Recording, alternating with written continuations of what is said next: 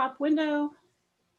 Good morning, everyone. Welcome. This is Totally Live. We are live on YouTube, and oh my gosh, do we have an amazing guest for you all today.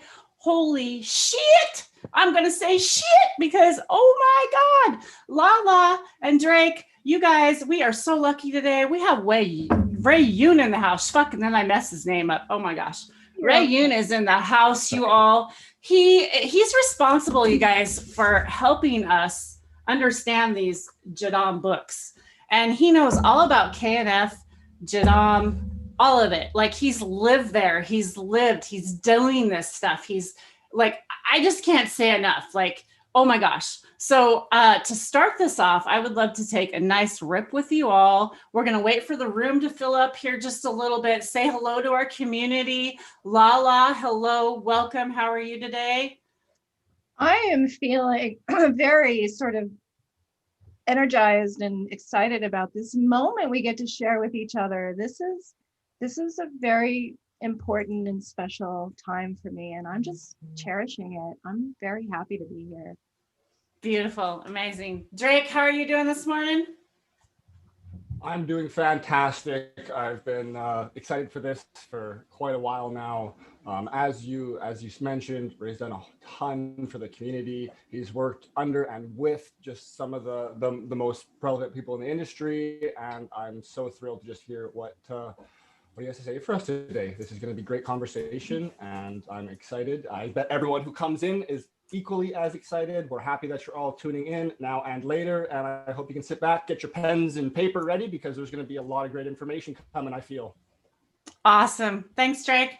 Okay, y'all. So if you're tuning in live, just to remind you, make sure you have live chat up and not top chat. And also make sure to subscribe and go down and hit that bell on the bottom so you'll get those notifications, because we're going to have a lot more videos like these coming up. We love natural farming, and we love the way that we're feeling, changing our bodies, becoming healthier, making the plant healthier and the community healthier. So thank you all for being here. As always, peace and love. Let's start the show with an amazing sharing and a welcoming community. Say hello to one another in chat. If you have any questions, please direct them to me or Drake. We are going to be copy and pasting them into our chat in here for us, and Lala will be directing the questions today. So we're going to kind of let her lead that for us all. And Ray, welcome. And Lala, I'm going to let you start it off with Ray. So go ahead. Thank you, Tara. I mean, the fact that you just provide such a community space through this vehicle of YouTube and take such care in cultivating a true discourse so that we can all learn and share and support one another, especially in these times. So it's an important platform, and you know, we have a very important guest, Ray YOON. Thank you so much for joining us today. And I think over the course of this conversation, we're going to be hearing about your personal journey and your history of natural farming, and also what your experience has been coming into contact with other natural farmers, because you've lived in a lot of different areas.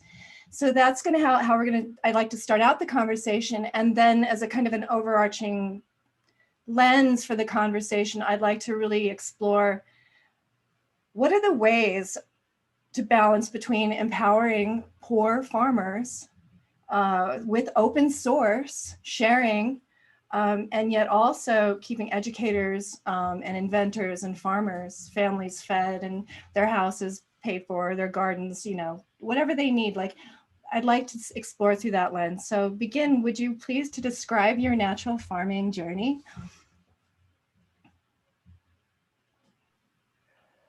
Yes, very happy and honored, delighted to be here. And it's probably one of the greatest pleasures is to connect with like-minded people trying to achieve similar goals in life and in this world. I just briefly heard from Tara about her journey of having come to opening this platform and sharing with people. And I really appreciate how that heart, you know, trying to share the healing with everyone.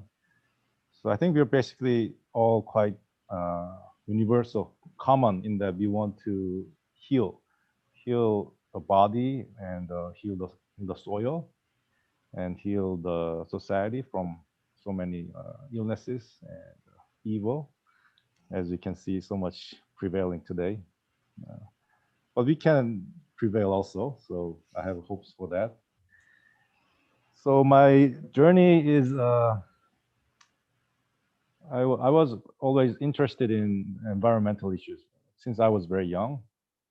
Like I was in middle school when I signed up for Greenpeace at the time. And I was always interested in that issue, but the turning point came when I read the first edition of the Korean natural farming book in Korea, which was in 1999. I read the book, and then I realized environmental issue is important, right? But there can be different approaches. So if I can choose farming as a approach to environment, because farming directly works with the soil and we can make an impact on the environment, right?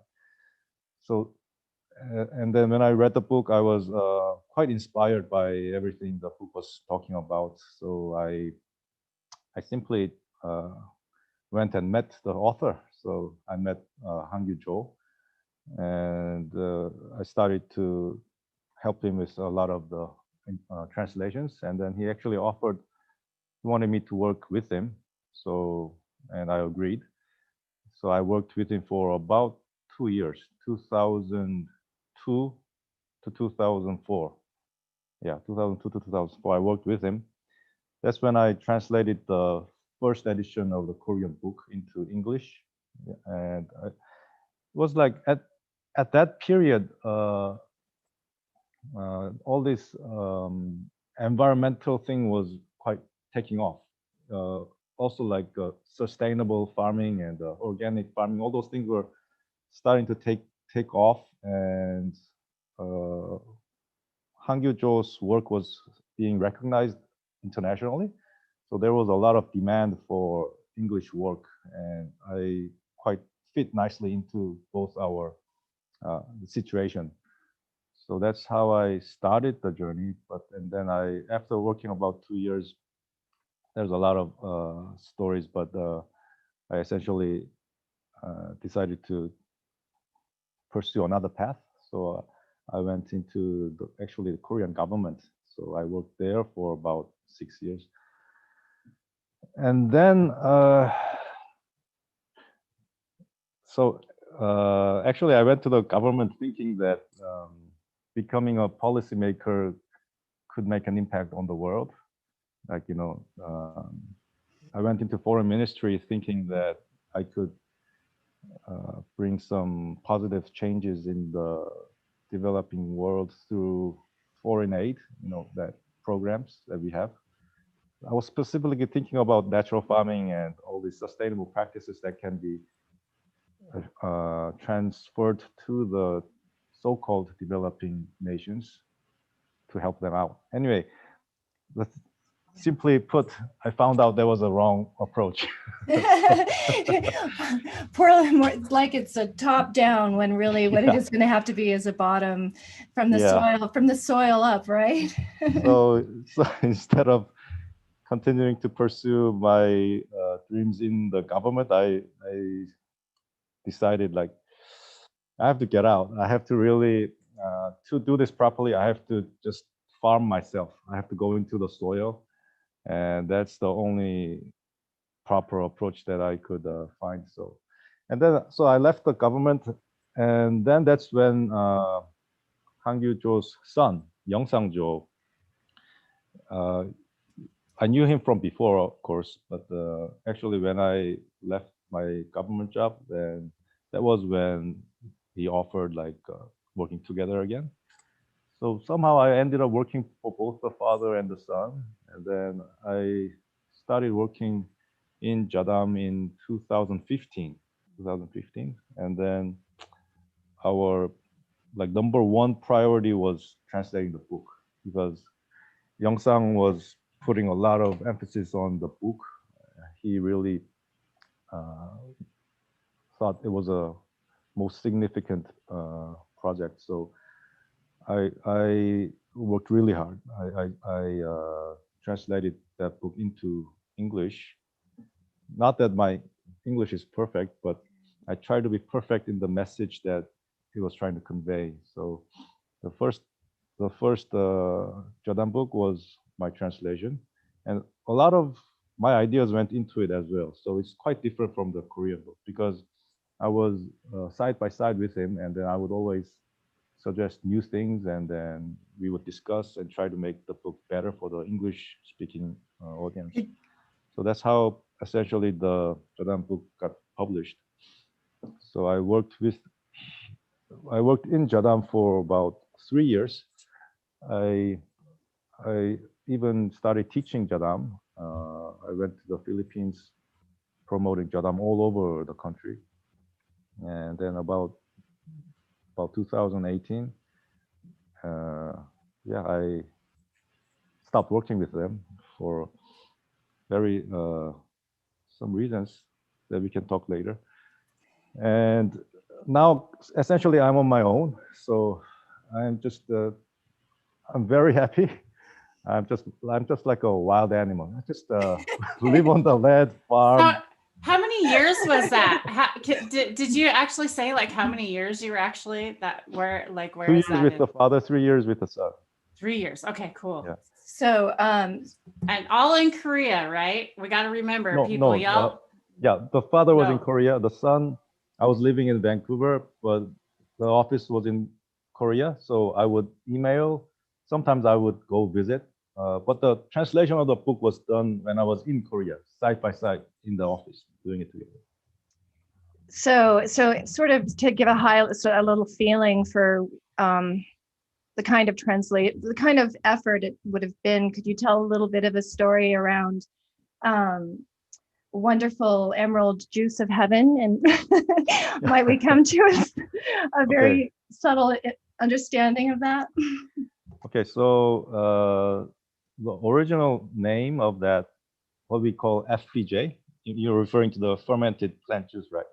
Yeah. The fermented plant juice, the original Korean name is, I just translate it directly. It means blessing from heaven, the green juice. So that's the name. Gorgeous. So beautiful. Yeah. So it's a nice name. Yeah. It is a nice name. Well, thank you. I mean, I think for Americans, it's probably, we get caught up on I can't even say the word acronym sometimes, but I feel like it effectively helped a broader range of people sort of get to the practice of natural farming through, very specific language. I can see how that's a very helpful thing. So anyway, thank you for all your translation works.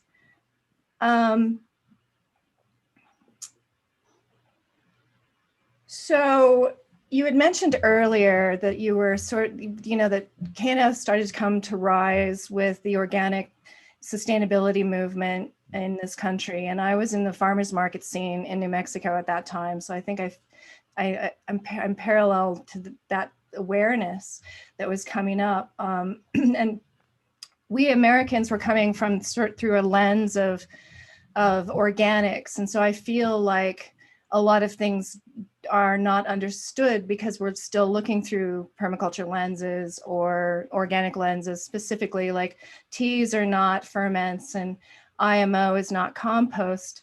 So no, it's sort of considering this.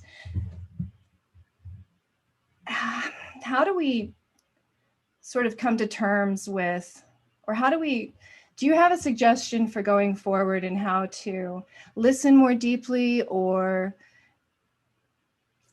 to understand that, there are nuances that need to be attended to?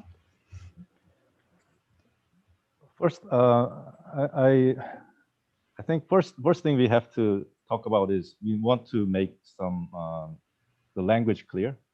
So when we say natural farming, and then we say Korean natural farming, Then we say jadam, and we say like permaculture, organic farming. They need to have specific definitions, or else we get very confused in the discussion. So starting off with natural farming. So, natural farming, the word is quite big, and actually it is used not very clearly. So this, sometimes it's used to refer to the Korean natural farming, but then sometimes it's just meaning organic farming, and it's not very clear. So it'll be to the benefit of everybody. We just clear up the language. So how I see it is natural farming is the general term. It's not a name. It's it's like just me saying, oh, I practice environment friendly farming. Something like that. It's not a name like a Tara or a Drake. It's not a name. So natural farming is something that anybody can use generally. So in that respect, my understanding is the first guy that used the word natural farming was Mokichi Okada of Japan. That was 1935, I believe. He came up with the word natural farming. He was a bit earlier than Masanobu Fukuoka, who is very famous. Interesting. So, and then it was actually quite similar period that Masanobu Fukuoka also came up with the word natural farming. So that was in Japan. And these guys are really great. I mean, they have all my respect. But again, that same natural farming will be used in other countries. So there's this guy in India, Subhashi Palekar, who's promoting this Indian natural farming. And then later on, he's also calling it the spiritual farming, which I think has a very significant implication in the name itself. And then there's the Korean natural farming, of course. So that natural farming is a term not very precisely defined. It's a general term. That's what I want to say first. So you need to be clear whether you're referring to natural farming or Korean natural farming. So we talk about next is Korean natural farming.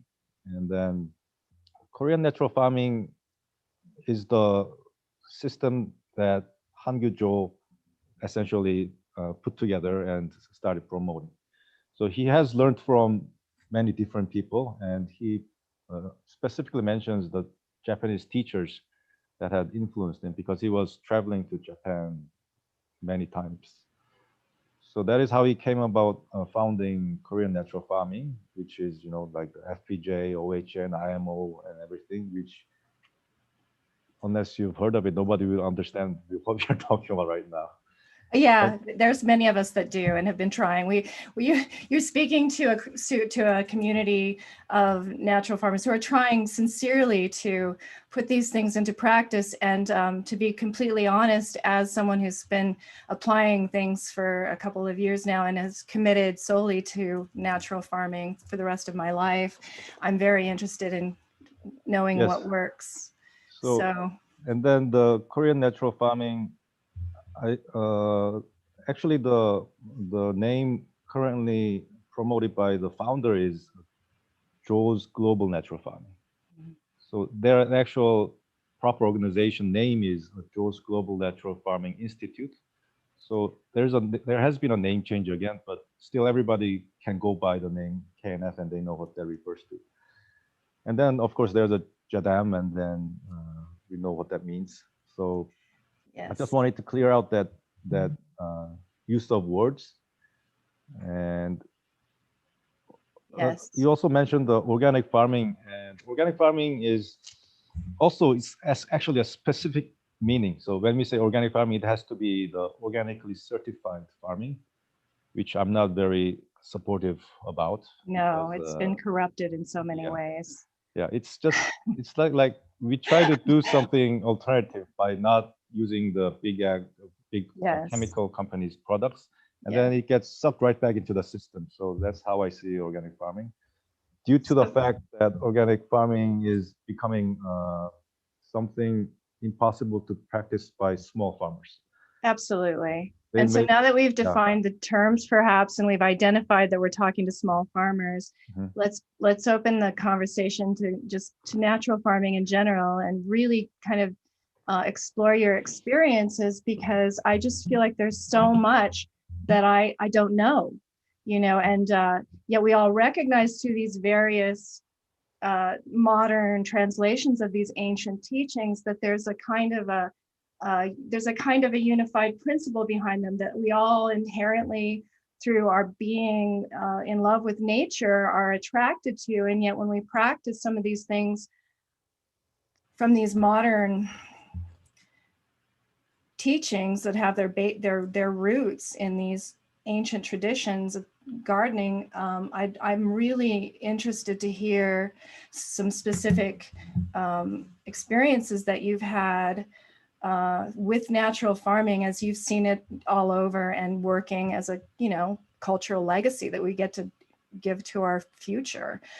So what are some examples of natural farming implementations done right? Like, for example, rice production in Korea, or, you know, anyone else in Canada, or any other demonstration gardens in different regions like BC or Hawaii or Mexico. So have fun with that.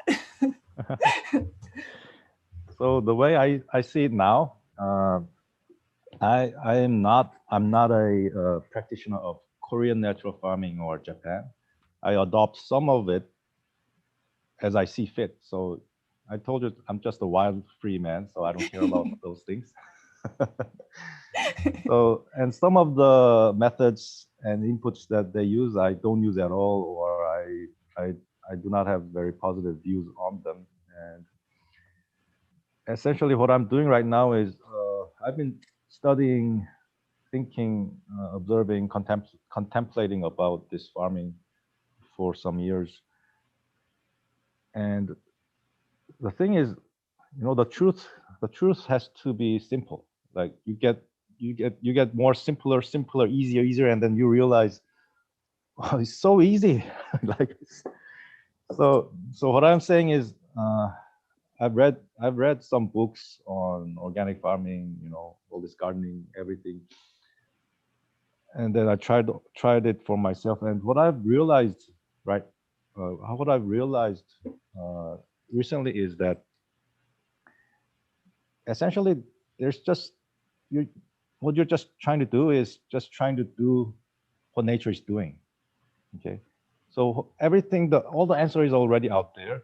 If you just look at it, it's been there all the time and you just didn't see it. And seeing that is not difficult.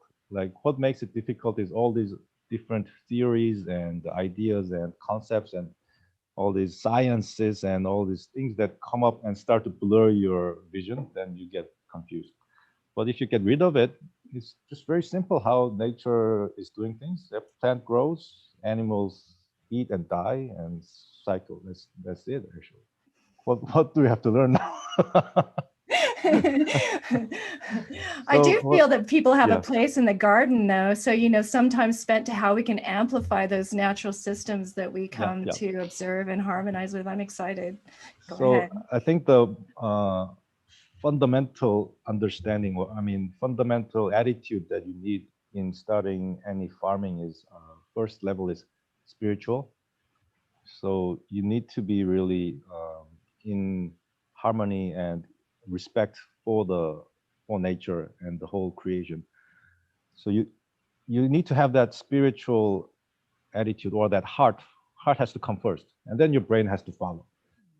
If your brain comes first, and then you'll be lost, because the heart is where the path lies. So there's a heart, and then the brain helps you get to that heart.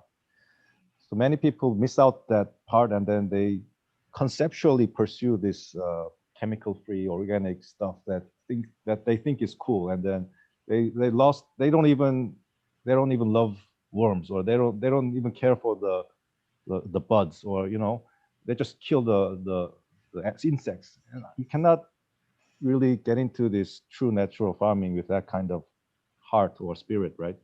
So once you get that right, the next thing is understanding the principle. But this principle is what I said is very easy. Like you just observe nature, how things go about. That's how things should go about in your farm. Same thing. And then comes the technicalities. And this technicality can be millions and millions and millions of variations. no one can say this is right, this is wrong. So like when you ask me, what have I seen that is being done right? Like if you refer to technicality, there are so many things, and I'm not in the position to judge right or wrong. Yeah. I would judge in the position of spirit and principle. Like, has that person got the right heart? And has that person a sound understanding of nature, how all the things cycle? That's basically the farmer's most important knowledge. And then the technicality that comes out of that principle. It just there's myriads and myriads. You cannot say oh, this is the right technique. If you don't learn it from me, you don't get it right. You should make a variation. You're wrong. I hate that dogmatic attitudes.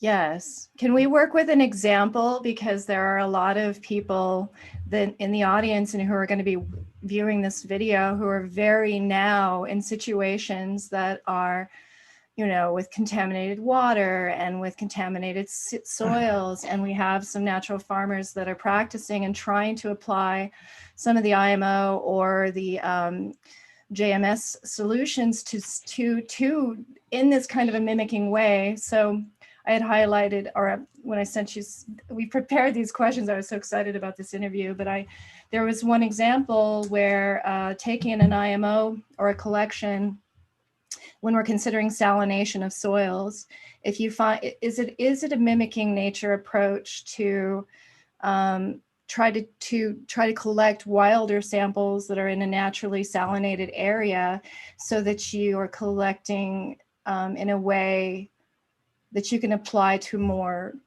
degraded area to kind of help it get into a balanced trajectory. Yeah, I have heard about. I mean, I've heard a lot of these theories, or rather, what should I say? All these a lot of conceptual plays, like Okay, yeah. like thinking that, oh, microbes can do this, microbes can do that. They are just mysterious, awesome. They are omnipotential. That kind of approach I have heard of, and I'm not saying they're wrong, but you have to be very careful, because I mean, during all those classes that I attended, I do think a lot of them were just trying to sound very, Here's the solution. Yeah. We Here's found the it. solution. Yeah, and then talk about because microbes can do everything. That kind of approach, I'm not saying it's wrong. It can be right, but it's very dangerous. Yes. Can be dangerous. So all this IMO, I have done the IMO culturing 1, 2, 3, 4, and then I've done the JMS and then everything. I'm not in the position to say that this is what they can do and cannot do. I do not have that much of a knowledge. So I hear you. If you are willing, you can try it out yourself. But I have my own ideas, and which are that, for example, I've looked into EM, right, the Japanese effective microorganisms, and they claim, not that I have verified, they claim that the photosynthetic bacteria actually can even decontaminate radiation. And there's been like some evidences that seem to suggest that the mushrooms were also decontaminating the radiation. And then this one is actually proved that oyster mushroom is actually decontaminating oil pollution, right? That's the Paul Stamets experiment.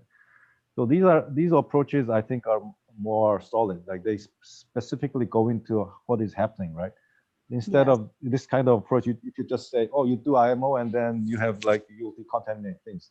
I mean, that kind of approach, I'm not really sure. So it might work. So I would be happy to see if someone does culture some microbes from salinated areas and then try to apply it into contaminated areas. I'd be very happy to see those kind of experiments going on. Mm-hmm. I mean, we have nothing to fear. I mean, we can do everything, every experiment that we want. There is no reason we should be tied to some kind of doctrine or dogma. So I'm all in for those kind of daring and wild imaginations coming free. So that is what I'm thinking. And another thing is, when we talk about decontamination and cleaning up the environment, healing the soil, purifying the water, this is my perspective. What I'm thinking is you cannot really find one microorganism that does it. Trying to, that's the trap of reductionism, right? Yes. You try to find something that does that, and you try to reduce down to that one element that you think has the magic bullet, and then Yeah. this is another story, but then that translates into commercialism. You get it patented, and then you do the Yes. same thing as all the big ag is doing, right? Anyway, what I'm saying is, if you want to decontaminate, what I think is it's not just one single microorganism or few microorganisms that you need to discover, but I think it's the whole entire biology that surrounds the contaminated area that will bring it back to life. Okay, so it will be all the microorganisms working together with the plants, with the animals, that will be healing the environment. That is how I see it. Beautiful. And we're going to lead into that kind of closed loop that involves animals very shortly. But I wanted to ask specifically, considering that very issues of really observing your own contaminated area. If you happen to be there and that's what your situation is, and then considering the whole environment around you, are there differences in approach between like doing a IMO type of a technology, whether described by KNF or some other natural farming way of collecting IMO, or a JMS, a sequence of JMS? Would you say that all of the above, or just is one better than the other in dealing with a distressed area? So, frankly speaking, I don't do IMO. So, okay, and I awesome. don't. We won't talk about it anymore. I rarely do JMS because. Okay. But if you ask, the reason is. What do you do? So. Yeah, okay. but definitely, I want to hear why and what you do use. That's awesome. Please talk. Yes. So IMO, I know that KNF places #1 importance on IMO, like they say it's the most important. It's true. And it is effective. And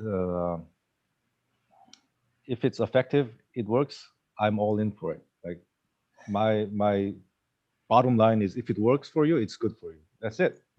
It's not like it's wrong, so don't do it. I never say that. If it works for you, it's good. So if it works for you, it's good. So I don't want to discuss that, but in my view, right? Yeah.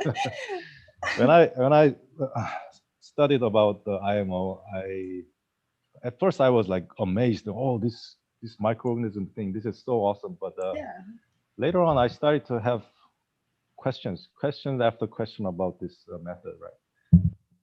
So firstly, I didn't really hear clearly about what kind of fungal species are active in there. And these are the very basics of any microbial inputs, but they just say like beneficial microbes, aerobic, beneficial, fungally dominated, and then don't really get into the details. So I tried to do research on what those funguses are and had some ideas of my own. But then there's again the question of how do those fungus act on the soil? Not just saying, oh, fungally dominated is good. Yeah, that's it. So what? So there's the question of having to go in deeper about the fungus that is claimed to be beneficial, right? What they are, how they're beneficial, what's their role, how are they related to other microorganisms in the IMO pile. So I don't think that has been properly addressed. I'd be happy if this is addressed. I'm not like criticizing it blindly, right?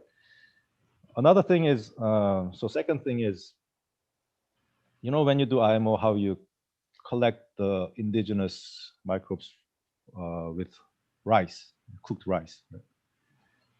And then you get this wonderful white fluffy thing, and then the teachers will say, look at this. This is beautiful collection of indigenous microorganisms, right? And then what they do, they put it into sugar, and then they put it into rice bran, right? So I'll ask you a simple question, okay?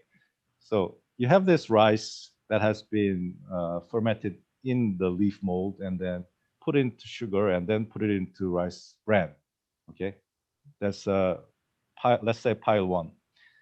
And pile 2, let's say, okay, you bring that all that leaf mold entirely, just mix it with rice bran. That's pile 2. Which one has more diversity? And then my question is, oh, then why do you do this? And I don't have an answer, so that's why I don't do it. I like your style. So like, yeah, please. Saved me a lot of time. I got to say that, you know, I haven't done it yet. So Yeah, so I'm not sure you touched on on how you might proceed in such an environment. Can you touch on that a little bit, on what you might, like if you were suddenly woke up and you were in a place that, you know, had nothing but salt outside, what would be your first step? I think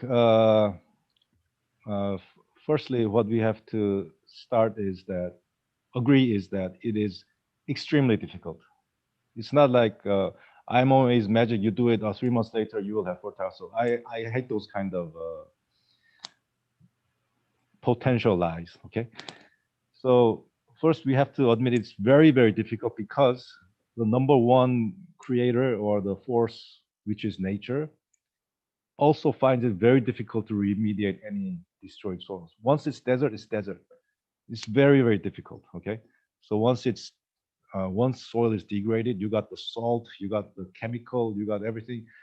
It's extremely, extremely difficult. Okay, so in nature, it'll take like hundreds, thousands of years to get it back to forest, or it can never get back to forest. Just like all the so-called cradles of civilizations, where once it was so green and so lush and full of water. That's the Middle East we are talking about, right? It's just desert. So that's the kind of humble attitude we begin with. But then if you ask me what would be the best approach, what I would do is, firstly, I would not do microbial applications. Like just pouring in microbes there, like liquid or solid, or focusing on microbe is not the correct approach, because microbes are essentially they are animals. They eat stuff, right? There's no food over there, and you just dump the microbes in there. There's nothing to eat. Okay, so I think the best approach would be dumping organic matter on the soil. So just so that starts to feed the microbes and starts to moisturize the soil within, and then try to get some form of plants starting to grow. If plants cannot grow, like moss, or they would start with lichens. But that's how. So this is how the whole system essentially works, right? It's not just put in one microbe, it's magically does things. It's not like that. But if you put in organic matter, they can start the process of microbial activity, which can start the process of some kind of plant forms starting to establish. And we would all agree that plant is the basis of all life. Plant is what even feeds the microbes and keeps all animals alive and keeps the system going. So trying to get some organic matter, start the biological process, try to get the plants established would be the crucial step that I see. And then, of course, you need the animals. Gorgeous. Well, I would love to just kind of sort of jump into your sharing in that capacity too, because I'm sensing that it's about sort of establishing cycles, or rhythms of a plant growing and going through its cycle, and the plant bringing moisture in finally, and bringing in a home for the microbes and all of this. So do you want to start sharing how a true natural farm might operate as a completely closed system? Like, what does that look like? Yeah, I love talking about loops, because it's all about the poops. Yay! I was hoping we'd talk about that today. So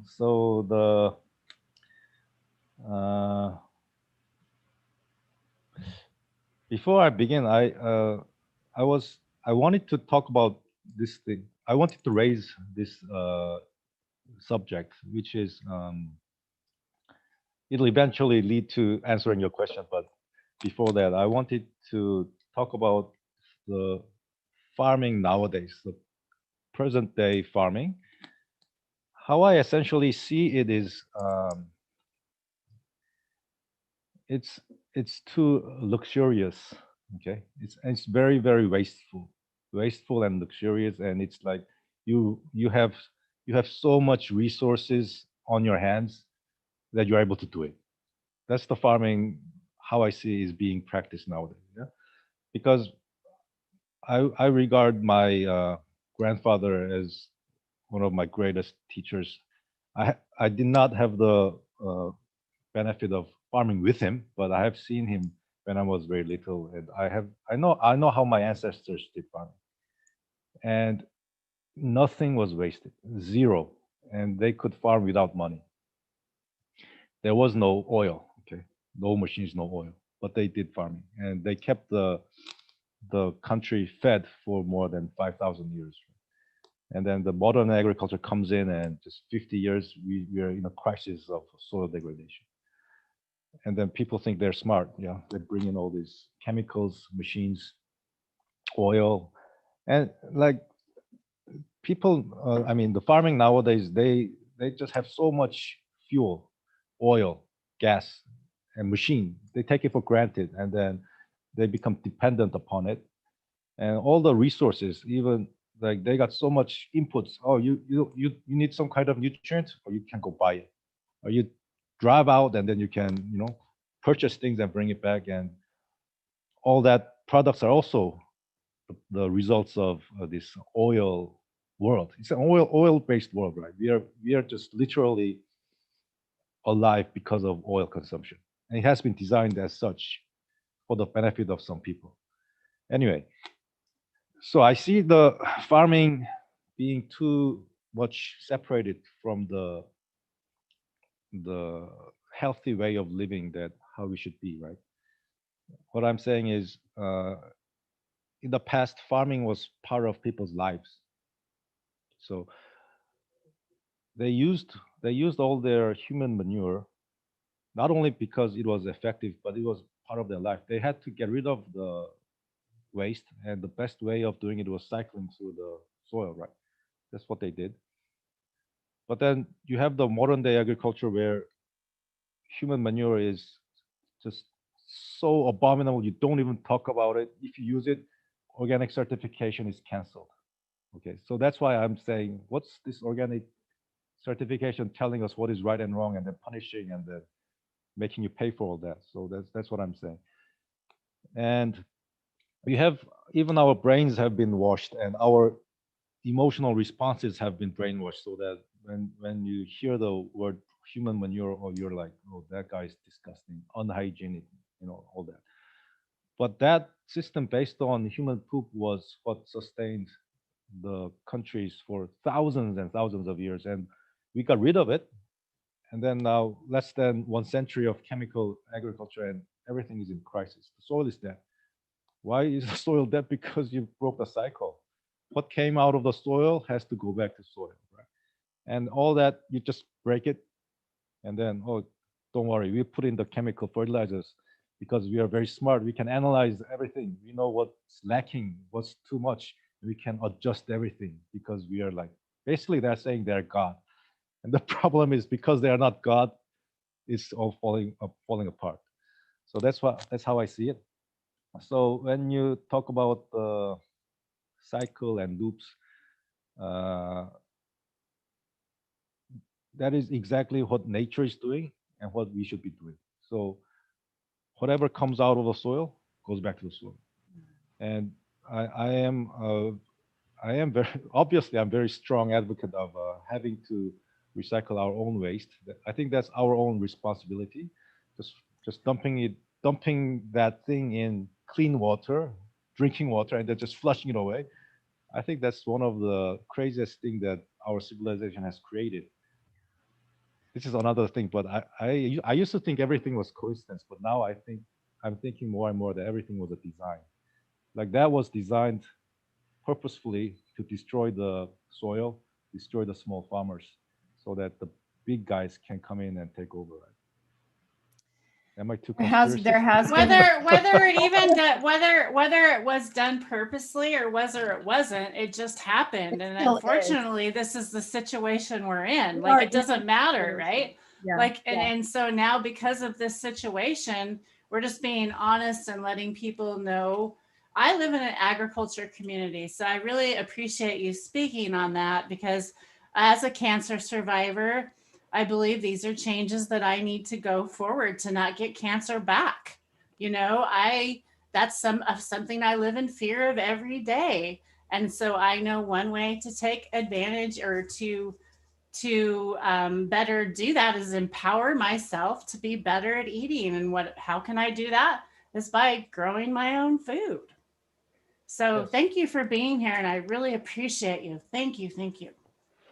Yes, I appreciate your sharing your experience, especially like trying to come out and trying to benefit all the people. One of my observations is that basically it's all Can the you same. put your mic? Can you put your mic a little closer to you, please? So what is happening in agriculture and health, medicine? Actually, they're all the same. All right. So just like those guys degrade your soil and make you dependent upon chemical fertilizers, pesticides, herbicides, same thing happens to the human body. So those are the same guys. They want to destroy the foundation of your health and keep you dependent upon the drugs and the medications and all their products. So it's not like, that's why I'm saying, before I thought everything was coincidence, but now I see everything is all the same thing happening. It's just the same thing. It's same everywhere. So Yes. basically what I started with agriculture, but through agriculture, I found a lens, and then I found that everything going on is actually the same thing going on. Same thing. So so yeah. The liberation has to also be very clear what we are trying to be liberated from, because it's a very obvious one thing that is going on. Yeah. And as we return sort of to our own health and taking responsibility for our own health and closing the loops in our lives, whether we're gardening or not, really becoming aware of the waste and its connection to, you know, an oil-driven culture. So for us who are in gardens, small gardens, container gardens, inside gardens, outdoor gardens, whatever the gamut of growing things is, what are some loops or closing of those cycles that we may not be, that are very important, that you feel might need to be addressed for us to really come together around as far as our own lives? Or did we let him finish his thought on that? Oh, we were yeah, kind of keep talking. going. I don't know if we were finished. So go ahead. Yeah. So then let's get back to the loop. So when we say loop, what is taken out of the soil has to go back to soil. Essentially, because that is not happening. And then we are actually putting in all sorts of toxins and junks into the soil. The soil mineral balance is broken. And then the plant's mineral balance is broken. And then the animals that feed on the plants mineral balance is broken, and the humans that feed on the plants and animals mineral balance is broken. Essentially, that's why we have disease. I think that's the most important reason, because we have contaminated and minerally unbalanced foods. That is the root cause of disease. That's how I see it. So it's the responsibility of agriculture. So because we have corrupted agriculture, we have corrupted our health. And that's why I'm saying all this corruption was purposeful. I'm not saying that particular people were in charge, necessarily not that, but the culture that we are living, the flow of the direction of the civilization that we are in, it is death oriented. It's based on exploitation. So it's not like individual that is responsible, but we are heading in that direction as if everybody's intention was set towards that goal, right? So we, as it is established upon a system which cannot be sustained unless some people are exploited, diseased, murdered, or that kind of thing. Also, the natural world, it does not sustain itself unless we continue to contaminate, degrade, and deplete the natural nature and natural resources. So that is the kind of thing that we are looking at, and how do we get out of it, right? So I have chosen farming, and I'm very happy about it. In terms of farming, then there would be also going back to the very basics, going back to nature. How does nature farm? Nature undoubtedly is number one, the greatest grower in the universe, but you, you don't she doesn't do it with money. She doesn't do it with oil. She just does it with all the principle that she has embodied. And that is, as farmers, what we have to learn. It is not some kind of guru that you go to and you find this mysterious recipe, you apply it, and your plants are like magic. I don't like, I mean, those kind of approaches are very, very on the side. So in the principle, what you do is do as nature does, and then look at nature. Oh, it's everything about the loop, the cycle, the balance. It's all about love, you know. And that is the kind of thing that we need to go back to. And in technical terms, then what I would suggest is what I what I was talking earlier, that farming has been separated from life. Okay? Farming has been separated from life. What that means is, in the past, our ancestors, they recycled their poop because that was a necessary part of their life. Okay? And they recycled their ash or charcoal if they had. They put it back into soil, and everything was done because, okay, let's talk about terra preta of Brazil. Terra preta, like, scientists are still not figuring out how this thing is working, but we do know that the main ingredients are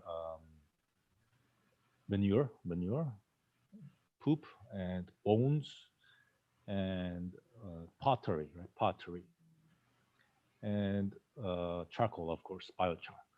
So we do know that these are the main ingredients, and then people are like, okay, let's try to rediscover this thing, remake this thing, and they put this together because these are very easily available ingredients. Yeah, you just put it together and try to do it. And I've seen many videos on how people try to do it. And then it goes back to, again, I'm saying that farming is now a luxury. It's wasteful. They just buy all these expensive microbial inoculants, fertilizers, all sorts of organically certified stuffs, and then they try to charge the biochar and then try to get things going and everything. I'm not saying it's ineffective. I'm saying it is wasteful. Okay, you have to spend money, time, and energy into doing it. But if farming is part of your life, you don't have the time and luxury to do those kind of things. My ancestors, our ancestors, when they were farming, like, it was part of their life. They did things because it was necessary to live. They did not do these things to create these awesome microbial agricultural inputs. Okay, so biochar would be a natural result of their cooking. So that's why they would put it in. And the pottery, broken pottery, because you cannot use it anymore. That's why they will put it in. Okay. Bones, oh, it's leftover from eating animals or fish. That's why they put it in. So if you come back to, of course, manure, it's produced every day. So that's why they put it in. So if you come back to the common sense and really start thinking about how they lived, instead of start thinking about how did they create these awesome inputs. You see my point? You should put that focus, yeah? You should put a different perspective, then you get a whole new understanding starts to open up. Yes. So it is, all those terra preta was basically, I'm thinking that it was possible because it was part of their life. All the things, byproducts of their life, they would just put it together and it somehow came into terra preta. It's not like, oh, these Amazonians, they got together, hey, what is the greatest solid input we can make? Let's try this, let's try that, experiment. Oh, look at this is working. It's not like that. So it's part of life. Even in, if you read the book the farmers of 40 centuries. It talks about Chinese, Korean, Japanese farming, and yep, oh yep, that's the book. That was good because it's got all the pictures. It talks about how these people are using all these byproducts of life into farming and how that's affected. So I was expecting to find similar things to Terra Preta, and I did. In the book, it's all talking about this clay, right? Tina, you mentioned about clay, and the book talks about clay, and it's not like the farmers are trying to discover this awesome input and they go experiment with clay. No, it's because clay was part of their life. That's why it was put into the soil. Okay. So the book talks about how these Chinese people have this thing called Kang, K-A-N-G, Kang, and it's the heating system in their traditional houses where it's made of clay, and you fire it, right? You fire it so you heat the clay oven and the house gets warm. So naturally you have fired clay, and then once your house is old, you break it down, you put it into soil. Okay, so you see the parallel with Terra Preta, right? And in the pottery is the same. They're fired clay. You use it. Once it's done, you break it. You put it back to soil. So like we need to take we need to consider a different approach. Like farming is part of life. It's not farming is not like something outside life that you have to explore or bring in, and you can create something incredible. No, if you start going that path, everything becomes extra effort, extra money, extra waste. Okay. I'm not saying it does not work. It can work. You buy a lot of good stuff and then you use Until it. you It will run work. out of things. Right. You better have a lot of revenue. I'm hearing that the most sort of like simple and fast route to restoration is simply we get back to the gardening, and we Yep. spend our days and our time and our love growing things and feeding ourselves. Yes, yes, yes. So when we heal the soil through gardening with the correct understanding of the principle and the correct spirit or the heart, essentially you heal the soil, then you are healed. Your soul is healed. Okay, you heal the soil and your soul is healed. And unless you heal the soul, you cannot heal the soil because your mind is not ready to do the healing. You have to heal yourself first. So it's all one it's all one integrated healing, and that's the process that we want to enter and spread. And I think it's beautiful to consider that it's not just in the soil, but it's in our communities as well. The unhealth of the soil is reflected in how we interrelate with one another, and that to understand that we have to heal those relationships that we tend to put as other, or throw away relationships, that it really is about coming back to the garden of our social health as well. Yeah, that's a very good point. I think there are mainly three separations. One is the separation of humans from nature. So this can include like how farms are separated from the forest. Okay, you create this thing called farm, and it's totally separate from the forest. And if wild animals come in, wild insects come in, you just want to kill them. Okay, and then the second separation is, like you mentioned, separation between humans, human to human separation. That's basically breakdown of the communities. You don't know who's living next door, and then once this COVID thing starts to go through, then they are ready to report on the neighbors of what they're doing wrong. And then the third one is the separation of your own self from your own soul. And like your ego has become so strong, you're not aware of your own spiritual being, so that you have fallen into a life of empty pursuits uh, based on the delusions created by your ego. So these are the separations that I think are the main ones. But then if you look at it, they're all the same. They're one and the same problem, inseparable from each other. So you know how after this so-called pandemic, how those guys want us to be so separated, so separated to the extent that you have to be isolated, right? That's I think it's very symbolic. It's very symbolic of how they want you to be isolated. It is symbolic of the kind of world that they have been wanting to create. How the farm is separated and isolated from nature, how we are separated and isolated from one another, how our own spirit is separated and isolated from our being.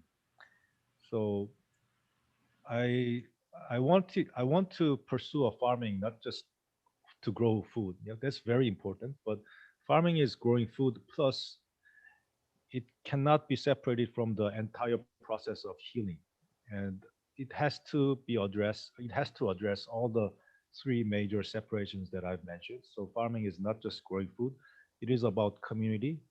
It is about humans being responsible for the planet. It is also about reconnecting to nature. It is all about uh, reorienting ourselves so that we are respectful and harmonious. So that is a true natural farming. So natural farming is not about, oh, so how much sugar do I put in and how do I grow this IMO thing? Those are technicalities that you can go into it later. But more fundamental is the your spiritual attitude and your heart, and then your understanding of the big principle, and then that can be the starting point. That's beautiful. Do you have any suggestions for reading materials or some books that you are interested in, or some of your projects that you're involved in that you would like to share with us, or anything like that? Yeah, that Farmers of 40 Centuries is a very good book, and I just happened to have it next to me. I was like, yeah, I was okay. quite. There's no coincidence, right? No, there's no coincidences in the world. Yeah, Lala, show that book again. I wanted to spotlight you. I didn't want to interrupt the Amazing. conversation. So there you go. It's an amazing book. There you go. Perfect. And we can delve into this as a community. Somebody has it in the world, so we should all, sharing. Yeah, Book club. one small tip is if you try to buy that book, some books don't have photographs, so be careful. That particular green book, that one has got the photos, so you have to buy that one. Yep. Yeah. So did we ever touch on like what actual books you were involved in, and maybe like, do we have that question coming up? I can't remember if we have that one on there. I'm sorry, I forgot to look. Look at Drake's got another one right there. Drake, let me spotlight you. Another great book. Oh yeah, that's a great book. Yeah, Monster Revolution. What about this one? That was the one that I co-authored. That is also good, but I have no more copies, so I cannot promote. Really? Yeah. Oh, we have to remedy that. Yeah. What? Okay. So I would also suggest looking into people like Ray Artichula or Christine Yeah, Jones, I love Ray. or Alan Savory, or I can't remember from top of my head, but those people are very good. Very good. Okay. Maybe we'll provide a resource. We can come up with a little list of things and make it available for next time, so we don't need to take time doing that now. Just know that you can reach us for that, perhaps. And also, please, anybody in chat, if you know of other things or other interests and you've come here after and you're not here live, please leave comments down below and let us know. I come back and check. Also, check out Instagram, you guys. Ray YOON also has an Instagram. He also has a YouTube channel. We'll be sharing those links for you here shortly in chat. So be sure to follow him over there. He's got information. He's starting off over there. So it's awesome. Thank you for being here again today, Ray. Thank you. Thank you. Thank you. And I'm hoping that we can have you back and just, so that we don't have to feel like we have to cram everything in, but maybe this can be an organic beginning of a new relationship. So I hope you come back. Of course, yeah, I'll be happy to do that. Okay. All right. What would you like to share with us now? What do you want to do? Should we look at some pictures? Or yeah, maybe. Hang on. Let me see. Animals in the system is a very interesting area of conversation for me. Also, Yes, I have methods chickens. yeah, and methods of closing the poop loop. Like how do we Yeah. handle our manure? Okay, so let me share this one. Go ahead. When I said that farming nowadays is wasteful, right? Some people might feel offended, but if you there are ways of uh, there are ways of maximum utilization of resources. Okay, so Are you sharing? oh, the screen. Okay, hang on. Sorry, I just wanted to make sure that you were Yeah, not I will. sharing or you were sharing. Okay, sorry. Go ahead.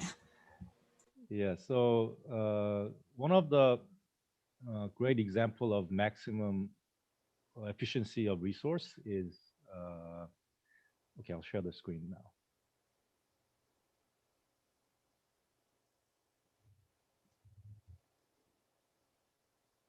Right? Yeah, you can see this, right? Mm. Yes. So, okay, so in traditional resource efficient agriculture, food food was for the people. Yeah. If I say this, it sounds too obvious, but food is for the people. But our current modern day agriculture, you produce food and you feed it to the animals. Okay, you produce soy and corn and they're GMOs and they are produced in sometimes they you you clear cut the rainforest and then you turn them into ranches or you start growing all these genetically modified corns and soy and then you ship it and then you feed your animals and then you eat the animals, right? This you cannot get any more wasteful than this. Okay, so in the traditional farming, why things were so resource efficient is because you don't feed food to the animals. You feed your inedible stuff to the animals. You don't feed rice. You feed them rice bran or you feed them straw. Okay, you feed the leftovers. You feed them the spoiled ones or the because they do just good. You know, they don't get if they don't get sick, they're tough. You should be feeding them what humans cannot eat. That's the principle of livestock. Okay, but the thing is nowadays the livestock industry it is regarded more resource efficient or a better management. You just buy these feed at a low cost and then you feed it and then you sell it for a better price and you make money. So that's the I see that as the basic corruption. It's a corruption of agriculture, and it is immoral. It is immoral that in one part of the world people are starving and on other part of the world the food is going to animals, not humans but animals. Okay, and then so this is again linked to the whole capitalist system, the money system and all the profiteering. It's not a simple problem, but I see that this part has to be fixed. We have to do better. So number one is the food goes to the humans and the inedible stuffs go to the animals, and that's how you raise animals. And then when the humans and animals produce poop, you give it to the maggots. Okay, maggots. What I'm saying is, we have a lot of maggot farms. Many people are doing like black soldier fly, and they are into maggots. It's very good. I mean, it's good that they are very open and innovative. It's all good, but the problem is, okay, you have a maggot farm. You want to grow them, and I saw many videos, and what they do is they bring this human food and give it to the maggots. Get it? They bring all these veggies and all these things from the supermarket, and then they just give it to the maggots, and they think they're doing good farming. That's why I'm saying this is wasteful. Okay. All right, and then the next level is so you grow maggots, they will produce maggot poop. Insect poop is called the frass, right? So maggot poop or frass then goes to the worms, right? Then again, a lot of people are into vermicomposting. They love worms. They have worm farms. You look at all these videos of people growing worms. They bring human food and they give it to the worms, right? They bring all cucumbers, they bring squash, fruits, very nice looking human food, and they give it to worms. Oh, and then they think they're doing wonderful organic gardening because they produce this vermicompost which they give it to soil. Obviously, it'll be good for the soil. Obviously, because it's worm poop, but it is not a good use of available or limited resources. We are doing that thing because everything is unlimited. I mean, the illusion of unlimited, right? Okay, so and then uh, and then the worm poop goes to the plants. So this is the maximum resource efficiency. This is what I'm specifically and technically referring to when I say we have to get out of wasteful agriculture. Okay, so but like even for composting. Okay, let's look at composting. We, I mean, composting has become like the golden method of any organic farming. Like if you look at any book, they talk about composting, green to brown ratio, aeration, and everything. So they have this composting. Okay, let's say you compost, and they bring this human food into the compost pile. Yeah, those things that humans can eat or should have eaten, but did not eat, so it was spoiled. Right? They just bring it into the compost and they feed the microorganisms. Okay, so you have on one part of the world, you have people starving, and here in the rich countries, you have people using food to create compost. How, Being very wasteful, let's just say yeah, it. I mean, that is so immoral. If you think about it, you cannot do that kind of practice. And okay, so this is a kind of, And also, Ray, thank you, because I want to speak also to my listeners as well. We have listeners that listen around the world, and I believe that sometimes, like you're speaking here in America, and some of us are just like, we don't realize that there really is people, like we talk about KNF and making rice, just a simple thing, and we don't realize how expensive rice can even be for someone that definitely, doesn't have it in these places. So I'm talking to a world of people out there. So those of us that are here and understand that we have this, there's those that don't. And I really want to speak to everybody as a community and not miss anybody. So thank you, Ray, for bringing that. yeah, thank you. Just to add on that, because you mentioned rice, um, like I don't think my ancestors would put in a piece of good edible rice into the leaves and so-called trying to collect the microbes when actually they're everywhere and it's so easy to collect it. You just bring your leaf. So when I did farming over here, I understood the importance of indigenous microbes. Essentially, what I did was just bring the leaves from the mountains and put it into soil and finish. How better can you get? Trying to introduce your indigenous microbes. Why do you have to specifically collect them in rice? Can I, Which can I, would, yeah, yeah, I'm going to just interject too, only because the leaf matter, because a lot of fellow cannabis growers have gotten the idea that it's okay to take their buckets out into the forest and dig soil and bring it back to their indoor grows. And I've always had an issue with this. And I feel like if they just had another alternative, that they would stop doing that. And I feel like, so I'm very happy you're bringing up this subject of leaf matter. mhm. Yeah, yeah. So yeah, I think leaf is essentially part of the forest, and our farm is actually supposed to be part of the forest. So I'm really thinking that farm and forest has to reconnect. That's how I'm thinking. And if you start separating, things start to get very very difficult. Okay, if you start separating and you are what you're essentially doing is you're trying to create an alternative system that is different from the forest. Okay, you're trying to be the nature, which you're not, and you're trying to go into all the science and researches and technicalities and all this complex world of artificial. That's artificial intelligence. Okay, so you're going into that route and you're trying to create all these inputs that nature naturally provides, and you want to excel. So then your growing space, you want to contain it, you want to isolate it, you want to quarantine it from nature, because nature now is a source of contamination.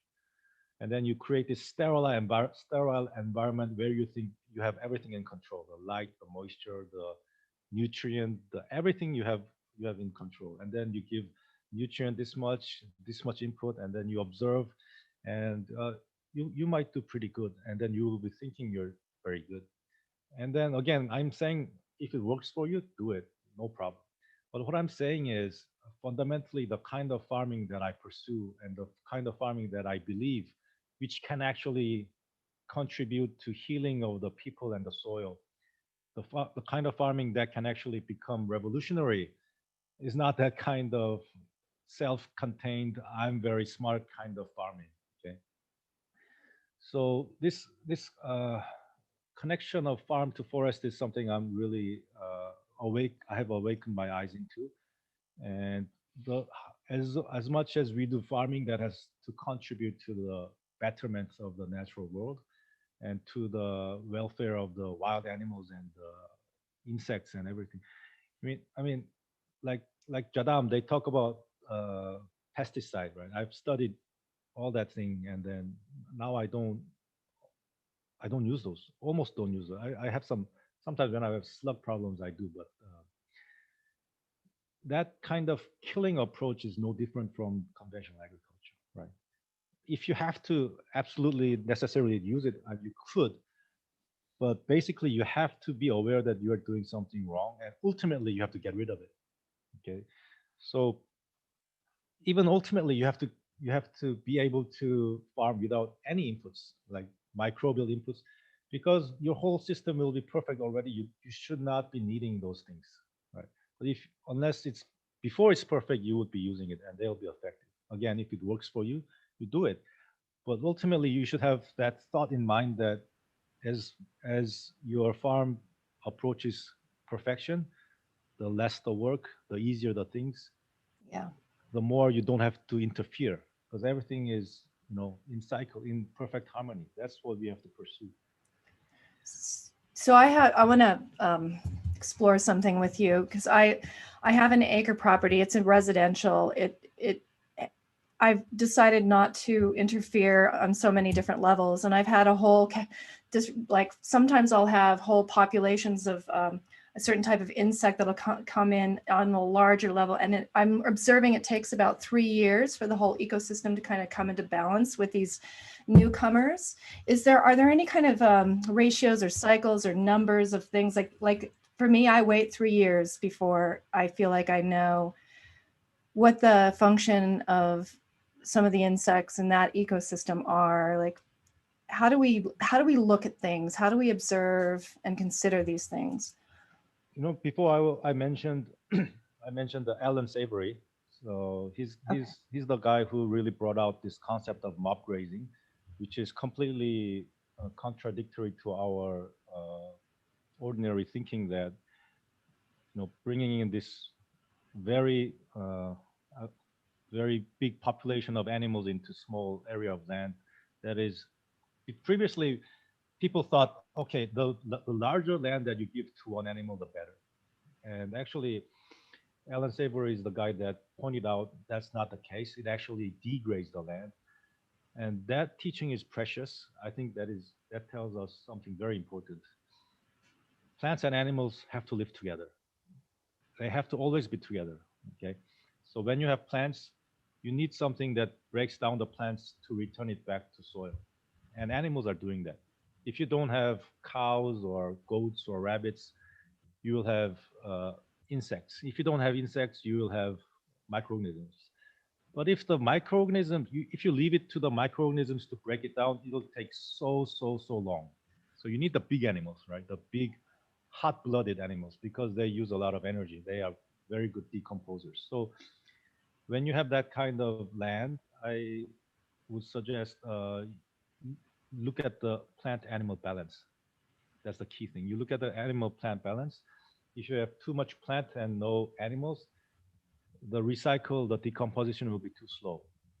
If you have too much animals, too little plants, that will be the common term overgrazing, and your plants will go deplete. So you need to strike that balance, and that would be the first thing I would look into. So is your plant matter being recycled at a proper speed through the activities of animal elements? I think that's the most important thing. How would so in taking the poop from the animals, or how do we? Is there a methodology how do you handle your animal poop? How do we handle the animal poop? Yeah. Just let it drop. I knew you'd say that. If they're contained in some shelters, Yeah.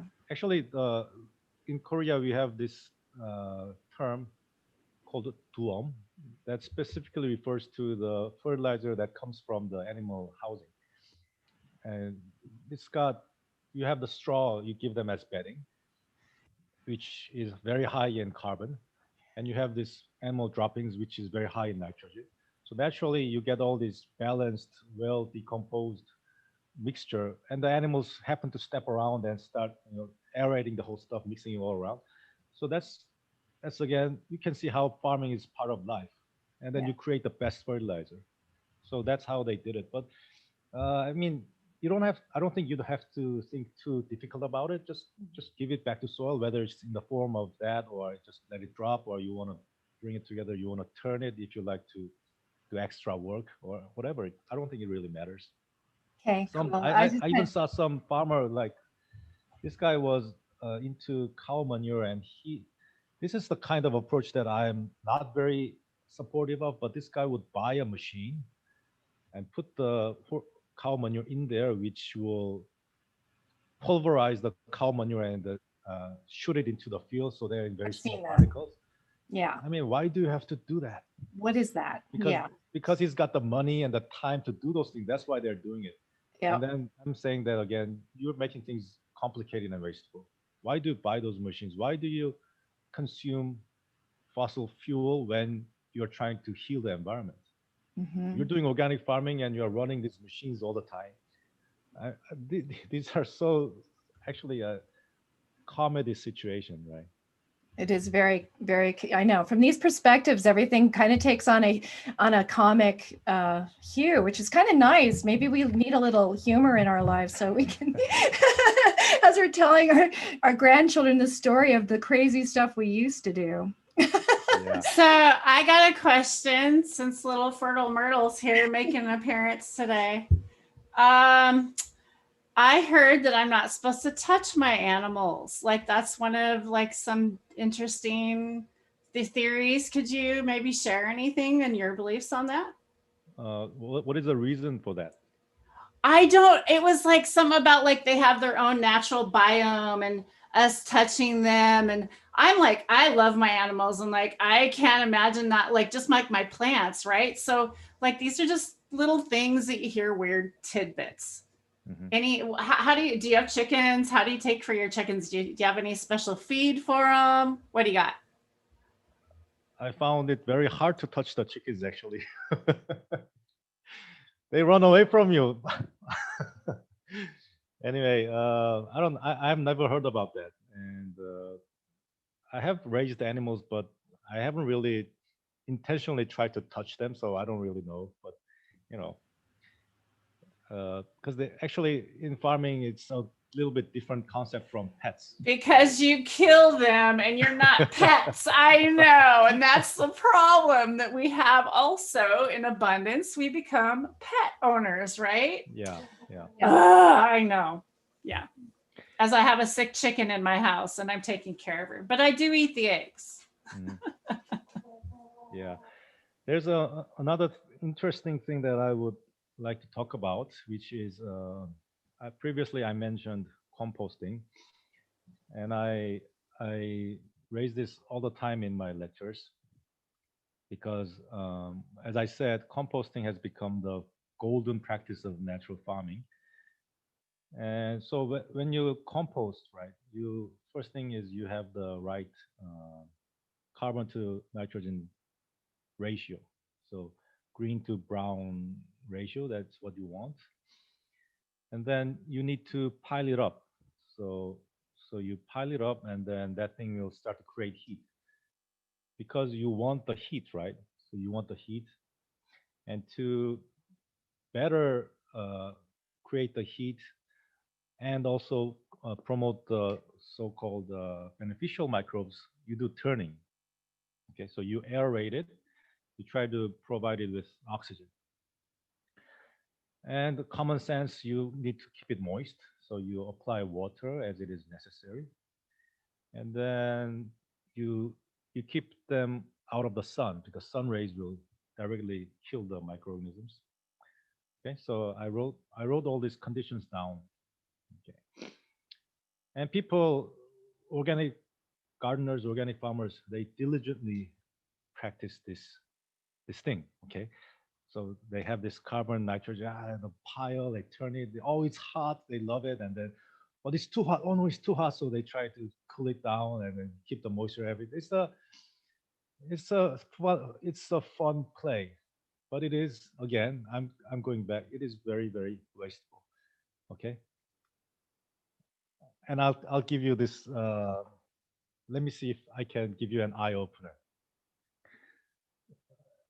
This method of composting, I believe it started from Albert Howard. Yeah, he learned from the Indian guys and then brought it over to the West and became very popular. So my question for you is like this. Okay, let's say you have a cow. Okay, cow. So another thing. When you do compost, you want the ingredients as small as possible. You shred it, right? Small parts. Okay. Okay. Let's say you have a cow, and the cow will eat grass. Okay. So the cow chews the grass. What's happening? The things are getting smaller. So it goes into the body, and the body is warm. The body is hot. So you got the heat there. And when the cow is thirsty, it drinks water.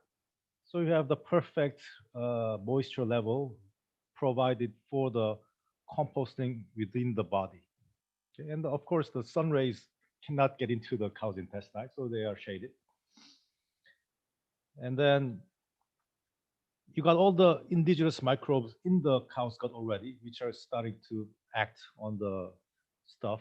And then the cow poops it out. How? I mean, so you have the compost pile that you have made, and you have the cow doing all that thing for you, all the conditions which have been sufficed. Of course, there would be differences, like this one is more aerobic microbes and things like that. But essentially, that is how farming should be. Like I'm saying, farming is part of life. So now it's like you have a cow, you don't do composting, you don't need the compost. Okay, but because you have effectively taken the animal out of the picture, and you are a gardener, you're just thinking, how do I grow plants? Or you do all the composting, which is supposed to be done by the animals. You get the point? So increase it to large scale. That is how this whole industrial system is created. You have this like thousands and thousands of acres of monocrop. You cannot see one animal in sight.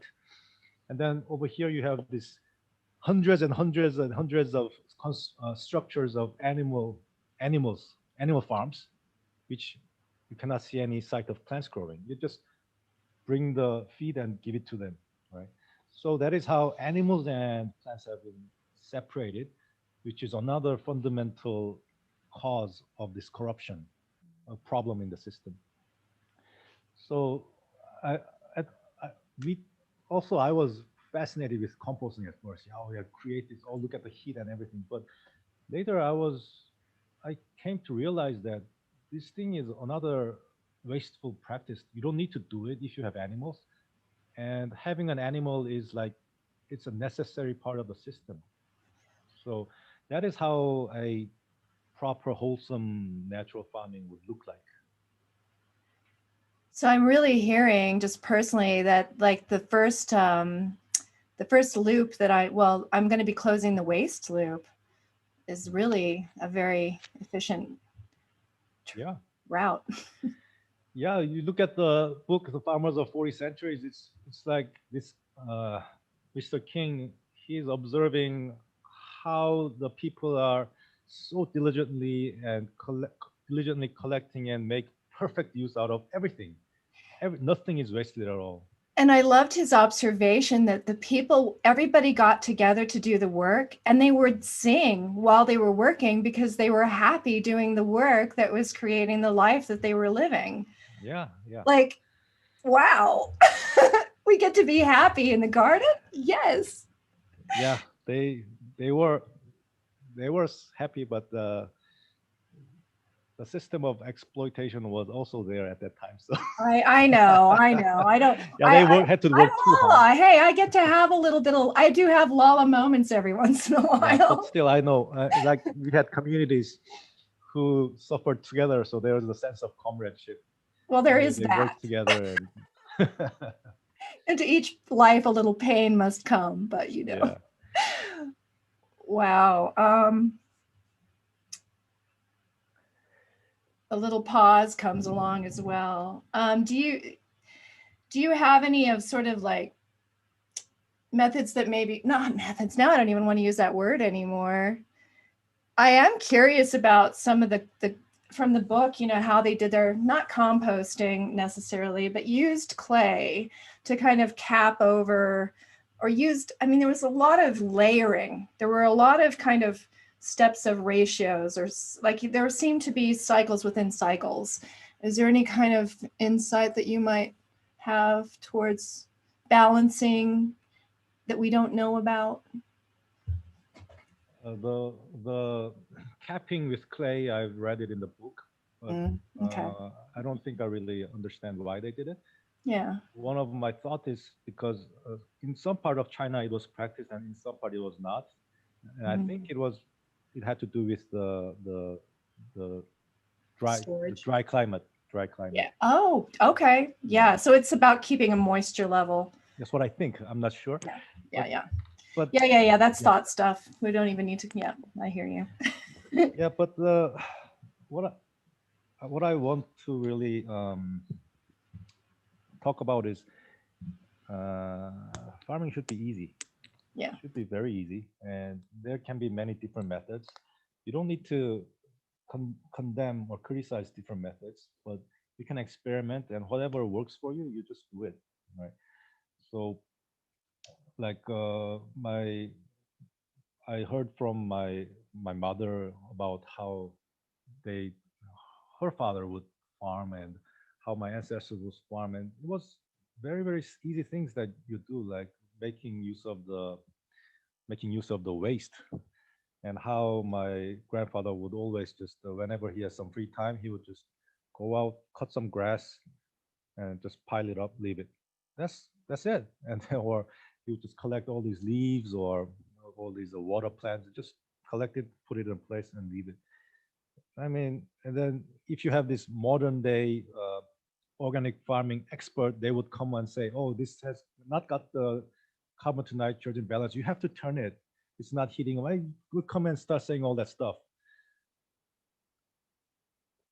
It might work better, or I mean, but still, it works good enough.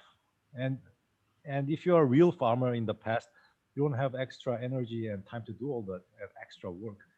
But what I'm saying is because farming has become so wasteful now, people think all these they take it for granted, the money they have, the fuel they can use, the machines that are available. They just take it for granted, and they have no reservation in just deploying those things, which in fact, if you think about it, it is your special privilege that you need to be able to survive without. But you become dependent and you don't even know that.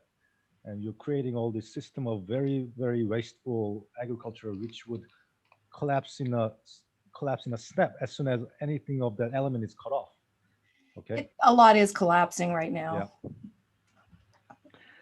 So I want to thank you for the invitation, and I'm appreciate this platform where we can share. my ultimately what I want to emphasize is the reason why we do farming. I see it as a movement, not a violent, aggressive like that kind of movement, but it's the fundamental deep flow that can start to change the current of our civilization. And in order to do that, I want this farming not to be just about growing food, but about reconnecting to nature, reconnecting to the community, and reconnecting and rediscovering yourself. And it is a good way to do that. And because especially we are living in a very interesting times, this thing, coronavirus came out and created incredible amount of confusion and tragedy all over the world. You know, making all these small businesses, coincidentally, just small ones going all bankrupt, and then the big ones can come in and take over anytime. The big ones getting bigger. It is a time of much. Some people might find it a time of special despair, but the darker it looks, the brighter a hope we can find, and all the more reason there is that we should focus on the constructive side of things rather than despairing at how things are going on, which obviously there are lots of reasons to despair. But like small movements like this, like Tara and Tina and Drake, and you guys try to share the small news of healing, right? We're not a very big channel or anything, but and like I try to do my own thing. I farm. I try to learn from nature, and I try to spread those teachings. And those are small things, but they are actually the things that we can do, and they're actually not small. They are the big ones because uh, I find that any system or any ideology or any philosophy they would corrupt. They will be some flaw. But one thing that cannot corrupt is an enlightened heart. A spiritually awakened person will never become corrupt. So that is the thing that I wanted to emphasize when I came out to talk. So farming, all the technicalities, everything is good, but let's take that one step further so it can be a constructive weapon that we have in this age where their weapon seems so strong. Okay. Thank you. I really appreciate the underlying message you come with too, and just like how passive you kind of come across. Like you're so careful and making sure not to put anyone else down and letting everyone know, you know, like if what you're doing works, it works, right? Like, but you're also leaning towards this more sustainable, more, you know, earth-friendly way of farming. It's just beautiful. And I just the way you're talking, I've been in a trance listening the whole time. It's been fantastic. I haven't been doing my part at all sharing the link, so I'm glad you're doing that, Tara. Everyone give us a big thumbs up and make sure to share this out so everyone else can get this great information, because as Ray said, this isn't a huge channel. We're not massive. We're just doing our best to put out the information as we get it, and when we have the opportunity to speak with amazing people like yourself and lots of others out there, we're going to do our best to keep showing that off. So thank you so much. And Lala, back to you. You have been killing it. Well, just 1 second, Drake. That was very well said. And I need you to put the Facebook link in there. I don't really do Facebook, and I know you have his Facebook link. So you're going to get lots of followers off this. I know for sure, because there's people shouting you out in chat. They're loving you. I know you don't have the chat up and you're not seeing everybody. But yeah, everybody's loving the conversation. We really appreciate you being here today. Lala, was there some more questions you needed to finish up with and some final thoughts? We've got about 15 more minutes, I think, out of respect for time for Ray today. Okay. I'm just really these balancing points, you know, this reaching a balance in our lives and with each other, and that it is such a matter of our heart and our the way we feel, and how the fear really does come in, and it makes it difficult for us to feel. So I just wanted to really like thank you, Ray, for helping us articulate that this is about heart and spirit, and that is a value, that is a leading way into sort of creating the flow that we need in our farms and our gardens to start recognizing our connection with nature.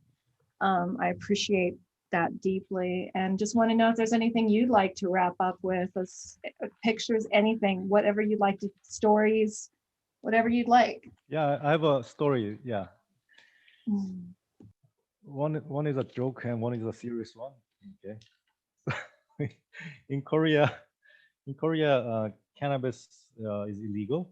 Like if you have or if you do marijuana, you will be like severely punished, which is unfortunate considering all the positive effects of the plant it has. And well, actually, the plant was the friend of the people for thousands of years, because it produced such a good fiber, and people would wear it.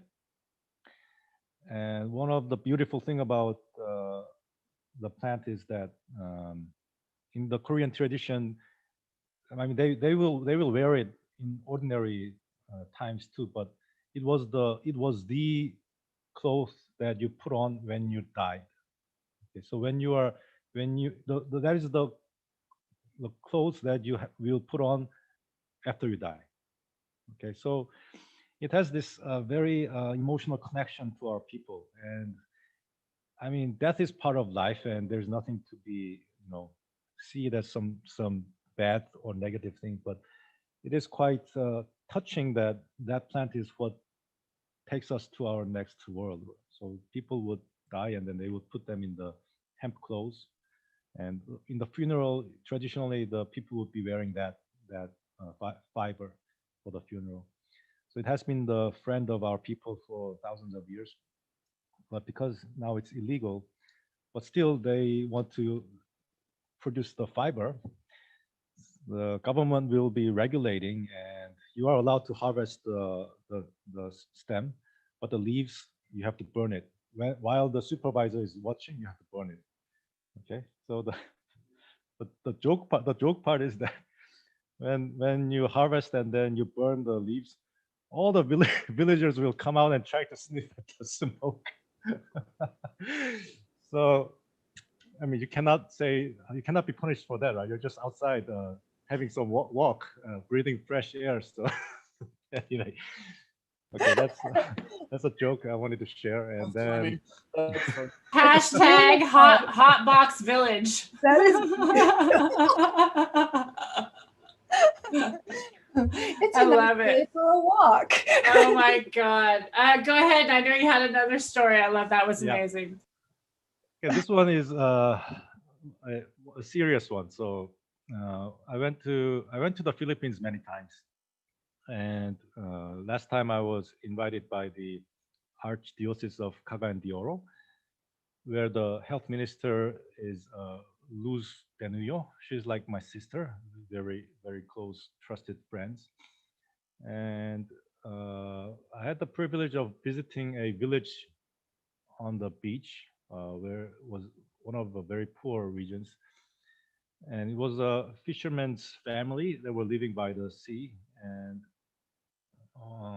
previously, the children were malnourished, because the church people, they came out, they do all these measurements, and then they decide, oh, these children are too underweight for their height and everything. And then, so what the mother did was, her name is Lisa, and what she did was, she learned from my sister, like the lady in the archdiocese, about farming, and she started growing food on the sands of the beach. First thing that happened was, she could not grow crops straight away. But first thing that happened was these native salt-resistant plants would start to come out from the soil. And then after that, she could secure the soil to be used as a garden. So she's now producing food, and she's growing a lot of cassava, which is obviously the poor people's food. And the method that she used is not like very complicated or expensive or wasteful, but all she did was bring the leaves and covering the soil with the leaves, and the whole microbial and biological process kicks in. That is basically how she could grow food. And as a result, the church came again and did all the measurements, and they concluded, oh, now your children are not malnourished; they are well fed. So she was happy. Like she turned the unused land into garden, and she had her children restored from malnourishment. And then she did not use any money. Rather, she could save money on the food, and she's got better quality food. And this was all very easy. And then now she's spreading the word and teaching the villagers how she did it. How much more powerful can you get? These are the things that I find hopes. It's not like you don't have to be like fighting the system, or you don't have to be like that. But everything is peaceful, but very small movements, but it has a super big impact. So these are the farming that I'm interested in and want to pursue. I know all the inputs that other systems talk about. Sometimes they're good, but a lot of them I decided I don't need them anymore. Also the sugar part, right? I Sugar is okay. One thing I want to say, a lot of the things that people say is traditional farming, it's not traditional. We never had sugar. Okay, all the sugar we had was honey, or we would, because we were a rice-based society, we would process the rice with enzymes so that they would turn into sugary syrup, and then you would have that sugar. Other than that, we didn't have like sugar cane industrial production of this white sugar thing. These are all these are all the offspring of industrial revolution, the oil system, and of course colonization of the worlds, taking over Hawaii, turning into sugarcane fields, all that precious, beautiful, divine, then turning into just sugar plantations. That that is sugar. So I hate sugar, and it's all it's bad for your health. Okay, but again, if it works for you, you do it. I don't really mind. I'm just saying my views. And then you have this farming system. They say it's traditional, and they're using sugar. Doesn't make sense. Okay, doesn't make sense. Some of what is traditional is kimchi. Kimchi is traditional. So kimchi is like sauerkraut. It's a Korean sauerkraut. And kimchi, you don't use sugar. You use salt, and that is actually common throughout the world. Historically, we've been using salt to preserve food everywhere, and that is a good practice. And it is, again, that is part of life. You've been preserving food with salt, and then it naturally ferments. And what do you have? You have the juice. Kimchi juice comes out. You can use that as the farming input. Okay, you don't have to use sugar just like that. Just use the kimchi juice or sauerkraut juice. It's full of lactobacillus. It's full of beneficial microorganisms.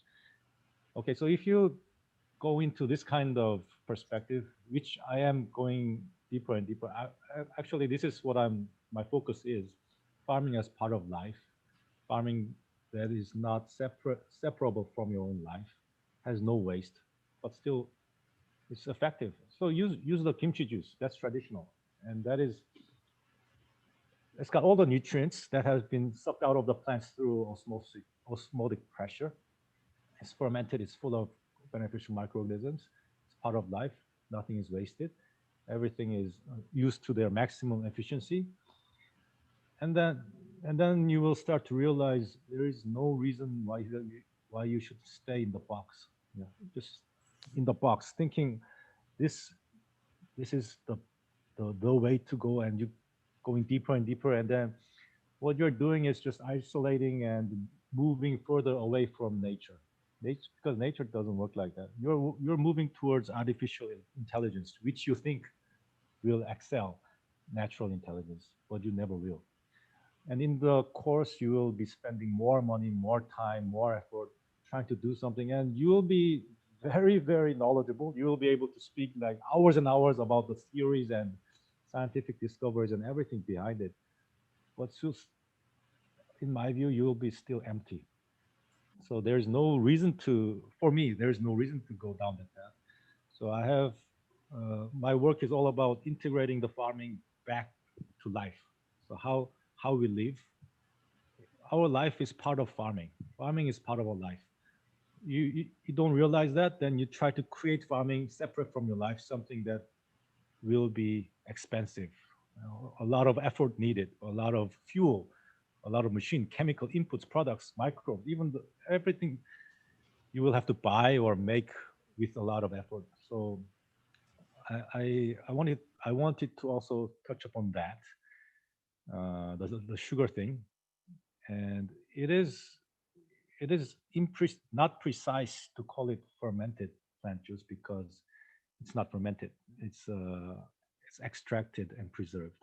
Okay, if if it's fermented, it'll start to bubble and explode, which they will tell you it's wrong. But what happens is if it starts to bubble, it means that the yeast is propagating and producing alcohol. They're eating the sugar and producing alcohol. So if you are a relaxed, easygoing guy like me, you will start drinking that thing. It's because it's full of alcohol. But in the original context, they will say the input has gone wrong. Anyway, so the what's happening is you put sugar, it'll draw out the liquids because of the osmotic pressure, and then no microbes can survive in that condition. So the microbial activity is paused. That's why you have a preserved product. It's not fermented product. But so I don't know why all these names got wrong, but fermented plant juice, that name was around when before I came to join and work with the Joe family. But I don't know. I think it's a wrong terminology, but I think the name was given because people have this very positive fascination about the word fermentation. Well, I'm not saying some bad people named it. I'm not saying like that, but I'm saying that the use is not very correct. It's misleading. Yeah. It's very misleading. So the sugar thing was one thing that I wanted to address, and just as sugar is a product of the wasteful way our civilization is being run, sugar is the product of that, and it is delivered to us at a low cost because of the fact that it is based on a wasteful system. So as natural farmers, not Korean natural farmers, as just pure natural farmers, I want us to be aware of all these problems and not just blindly say, oh, this is the tradition of Asia. It's not our tradition at all. Our tradition is more in kimchi, and we have like such a profound culture of fermentation.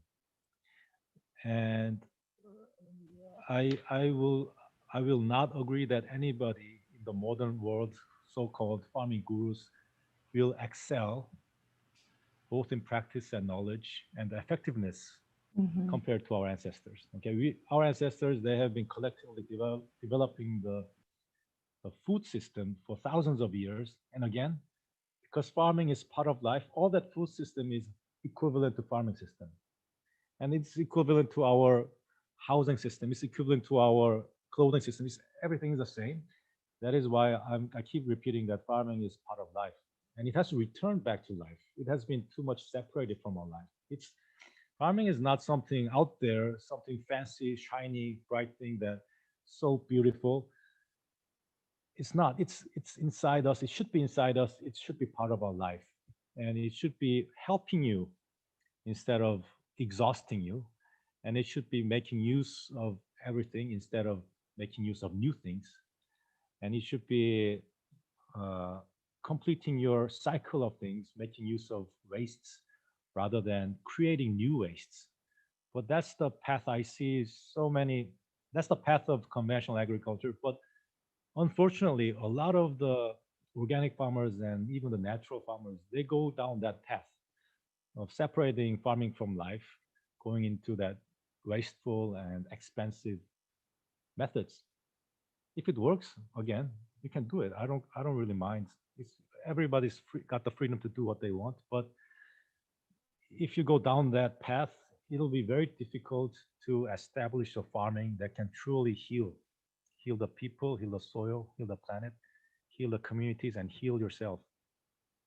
You might be able to like make money because you'll be producing high quality foods. That's good. I mean, that's good and helpful for some, but there will be limitations.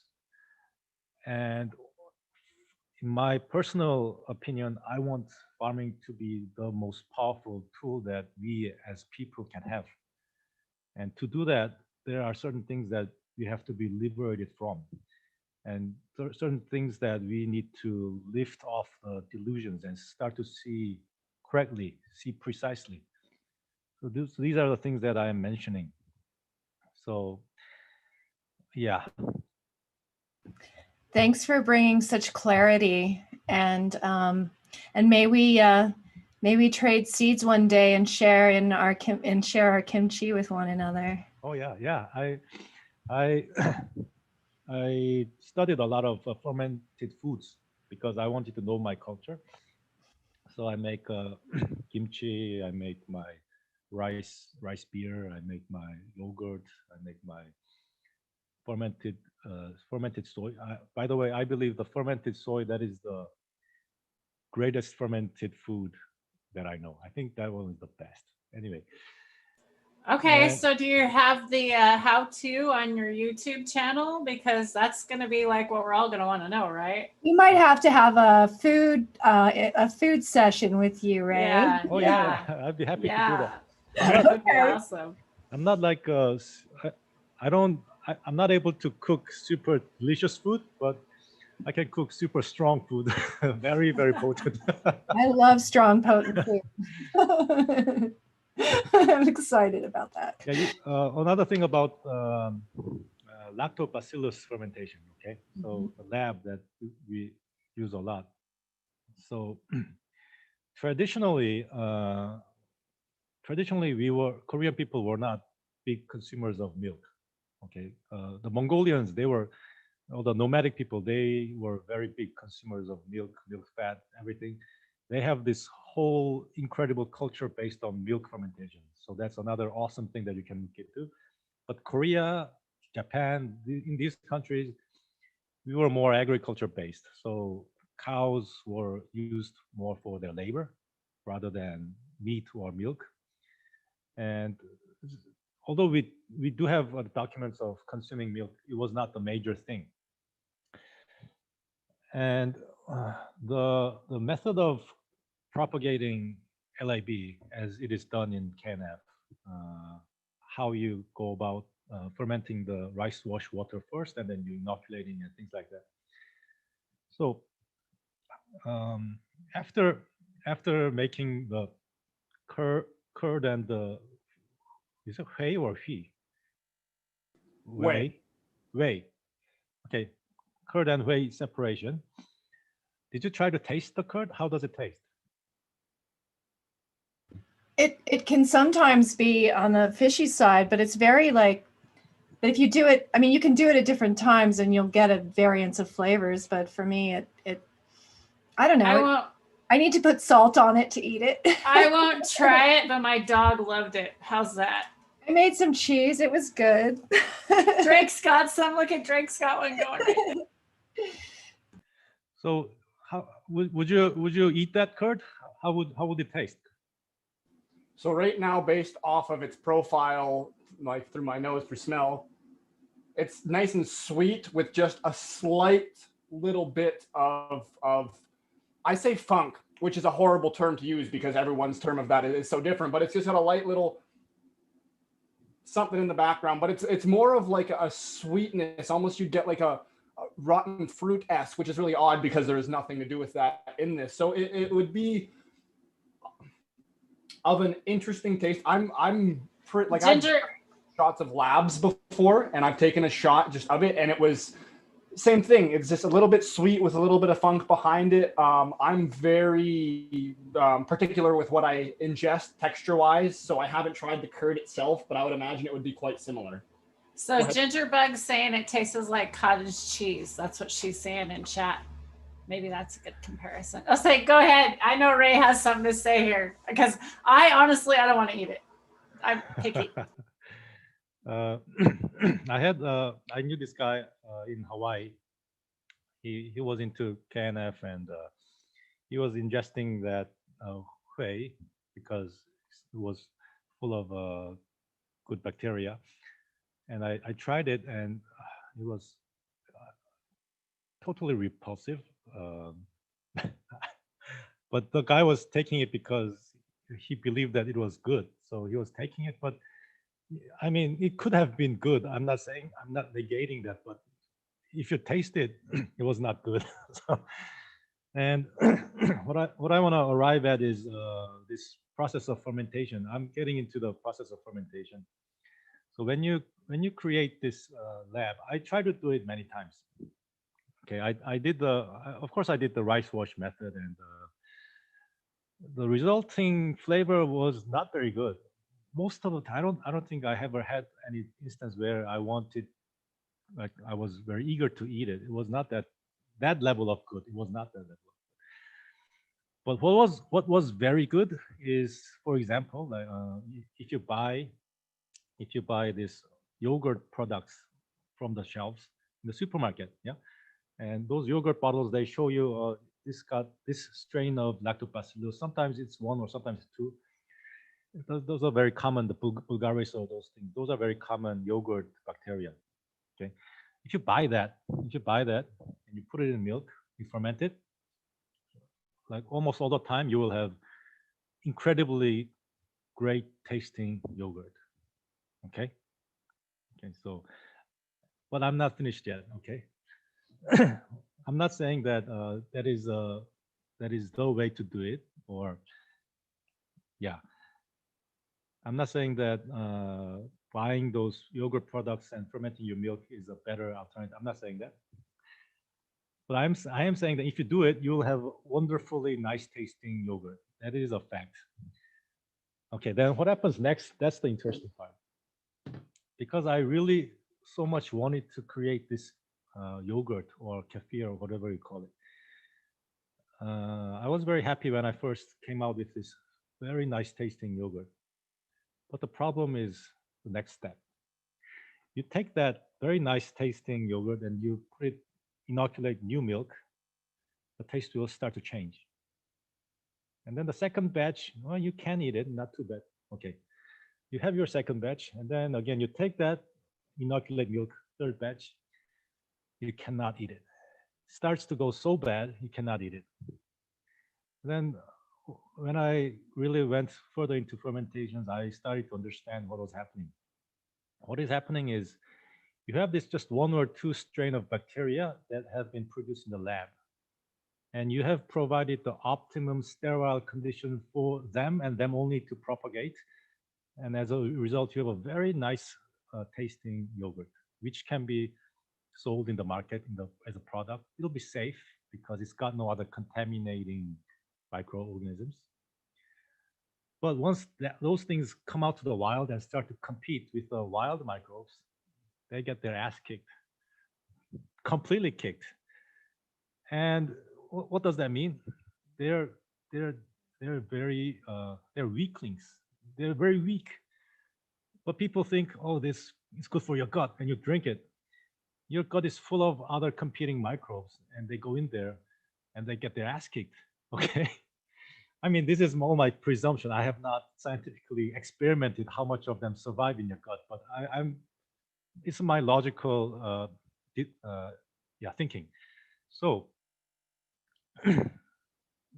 this kind of lab grown, lab isolated and protected, grown in the protected environment, they are very, very weak.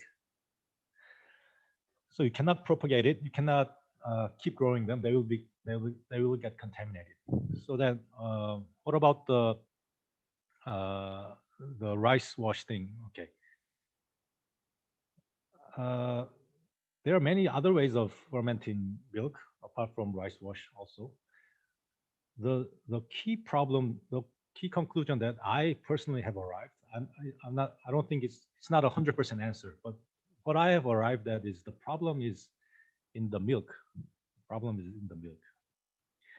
The reason why you ferment milk and it's funky and it's not good, you know, it's, let's be honest, it tastes horrible. You eat the curd, you cannot eat it. You give it to the animals.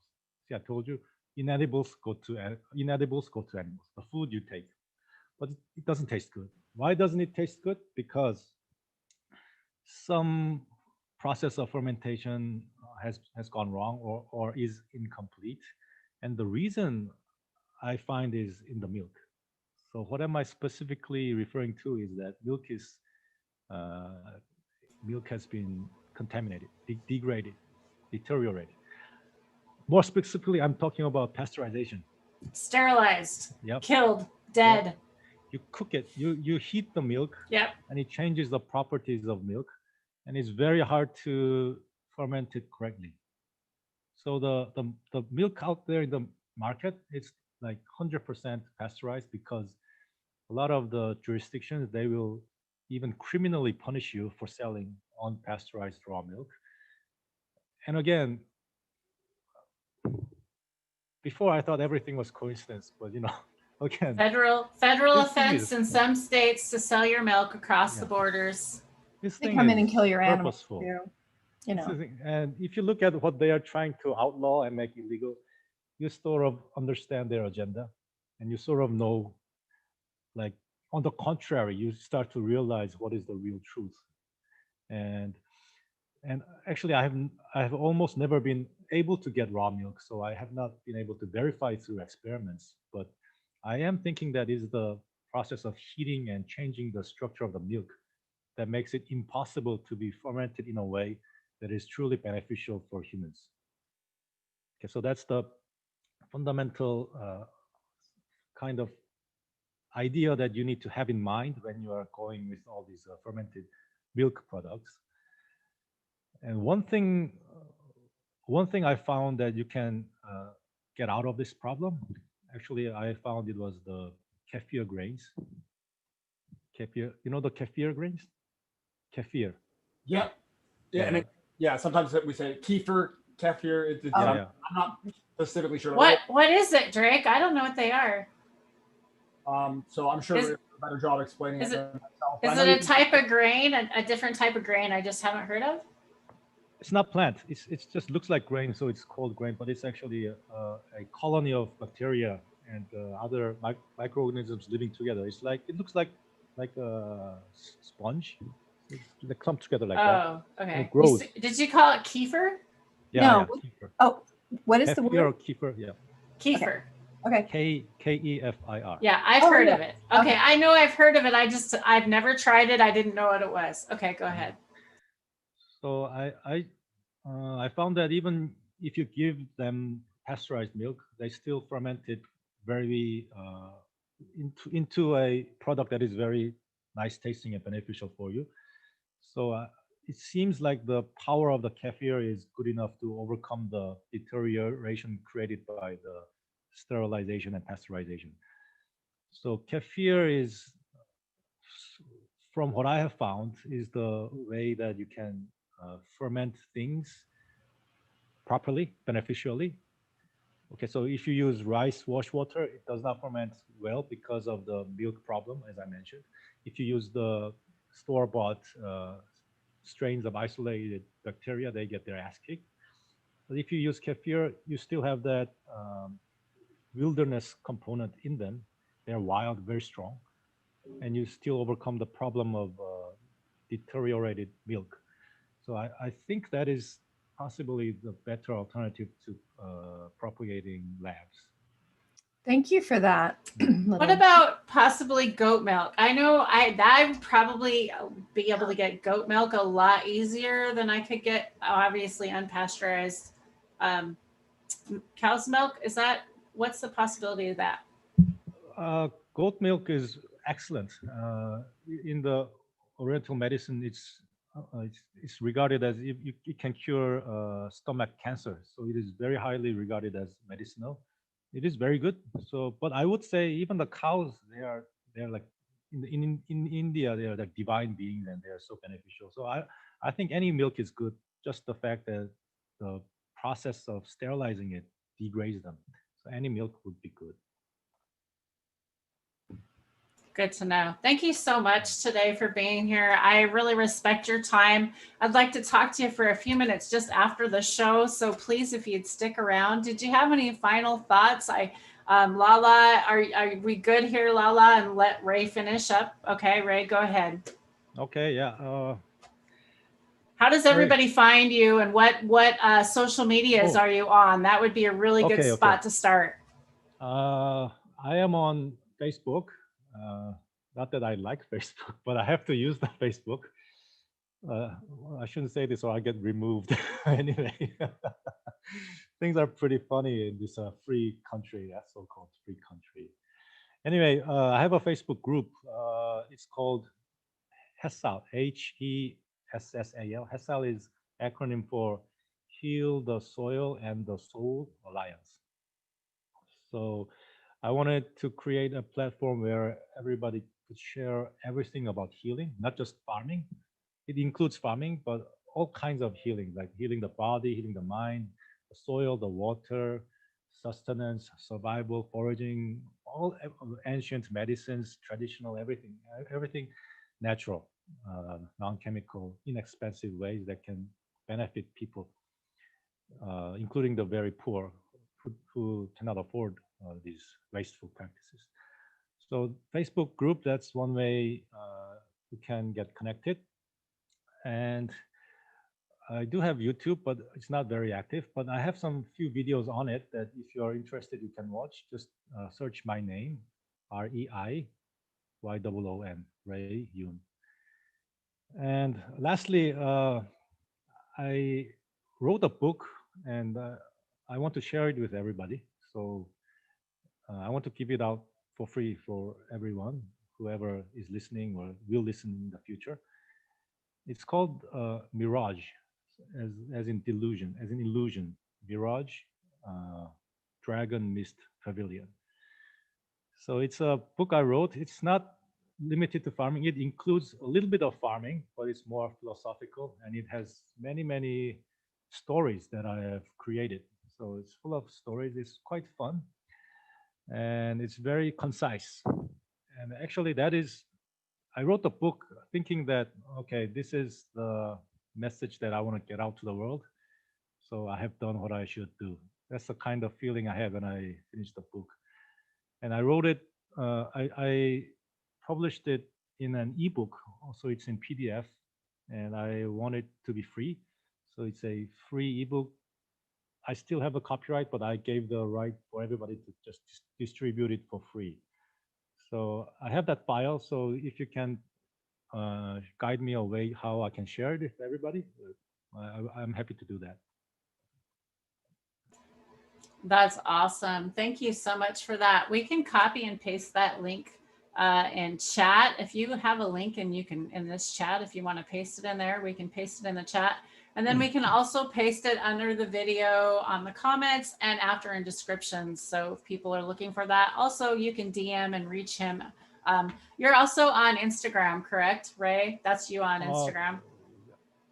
I think I am on it, but I never do it. So okay, I just want to make sure it was you and I wasn't following somebody that isn't Ray, because there's a lot of fake accounts out there. So yeah, so I just found the Instagram for the cannabis community. Unfortunately, like where you come from and where it's very not a good area, where you can't be in the cannabis area, that we still have a lot of listeners, a lot of friends out there that are in places where it's illegal. And so we use a lot of the platform like Instagram DMs because they use handles and not their specific names.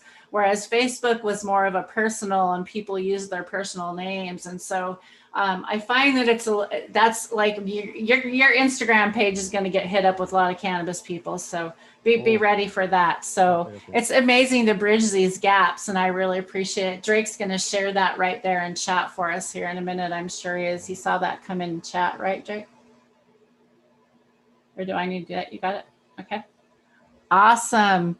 Anything else, Ray? Go ahead. Yeah, for people who are not on Facebook, I think maybe you might not be able to download this because I put it up on my Facebook, the book. So I'll also give you my email.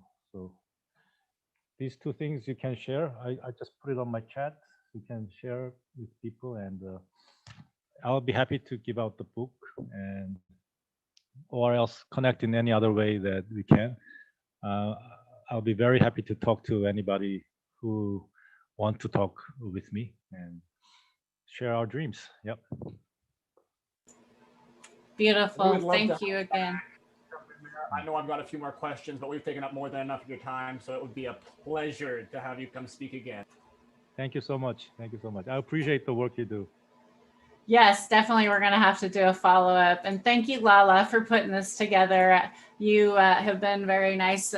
We love you. We're working as a team here together. We have amazing team meetings, and I really like how we're coming together as a group and getting these. We have a lot of behind the scene people here that don't necessarily partake in the chat, but we appreciate you, and we really want to shout you out and thank you for all the research you've done for this community. We love you, and you know who you are. So thanks, everybody. Have a wonderful frickin' day today. I hope you're all happy, healthy, and high. And be healthy and just smile, because that's going to help you feel better anyways. Right? So peace and love, y'all. We'll see you next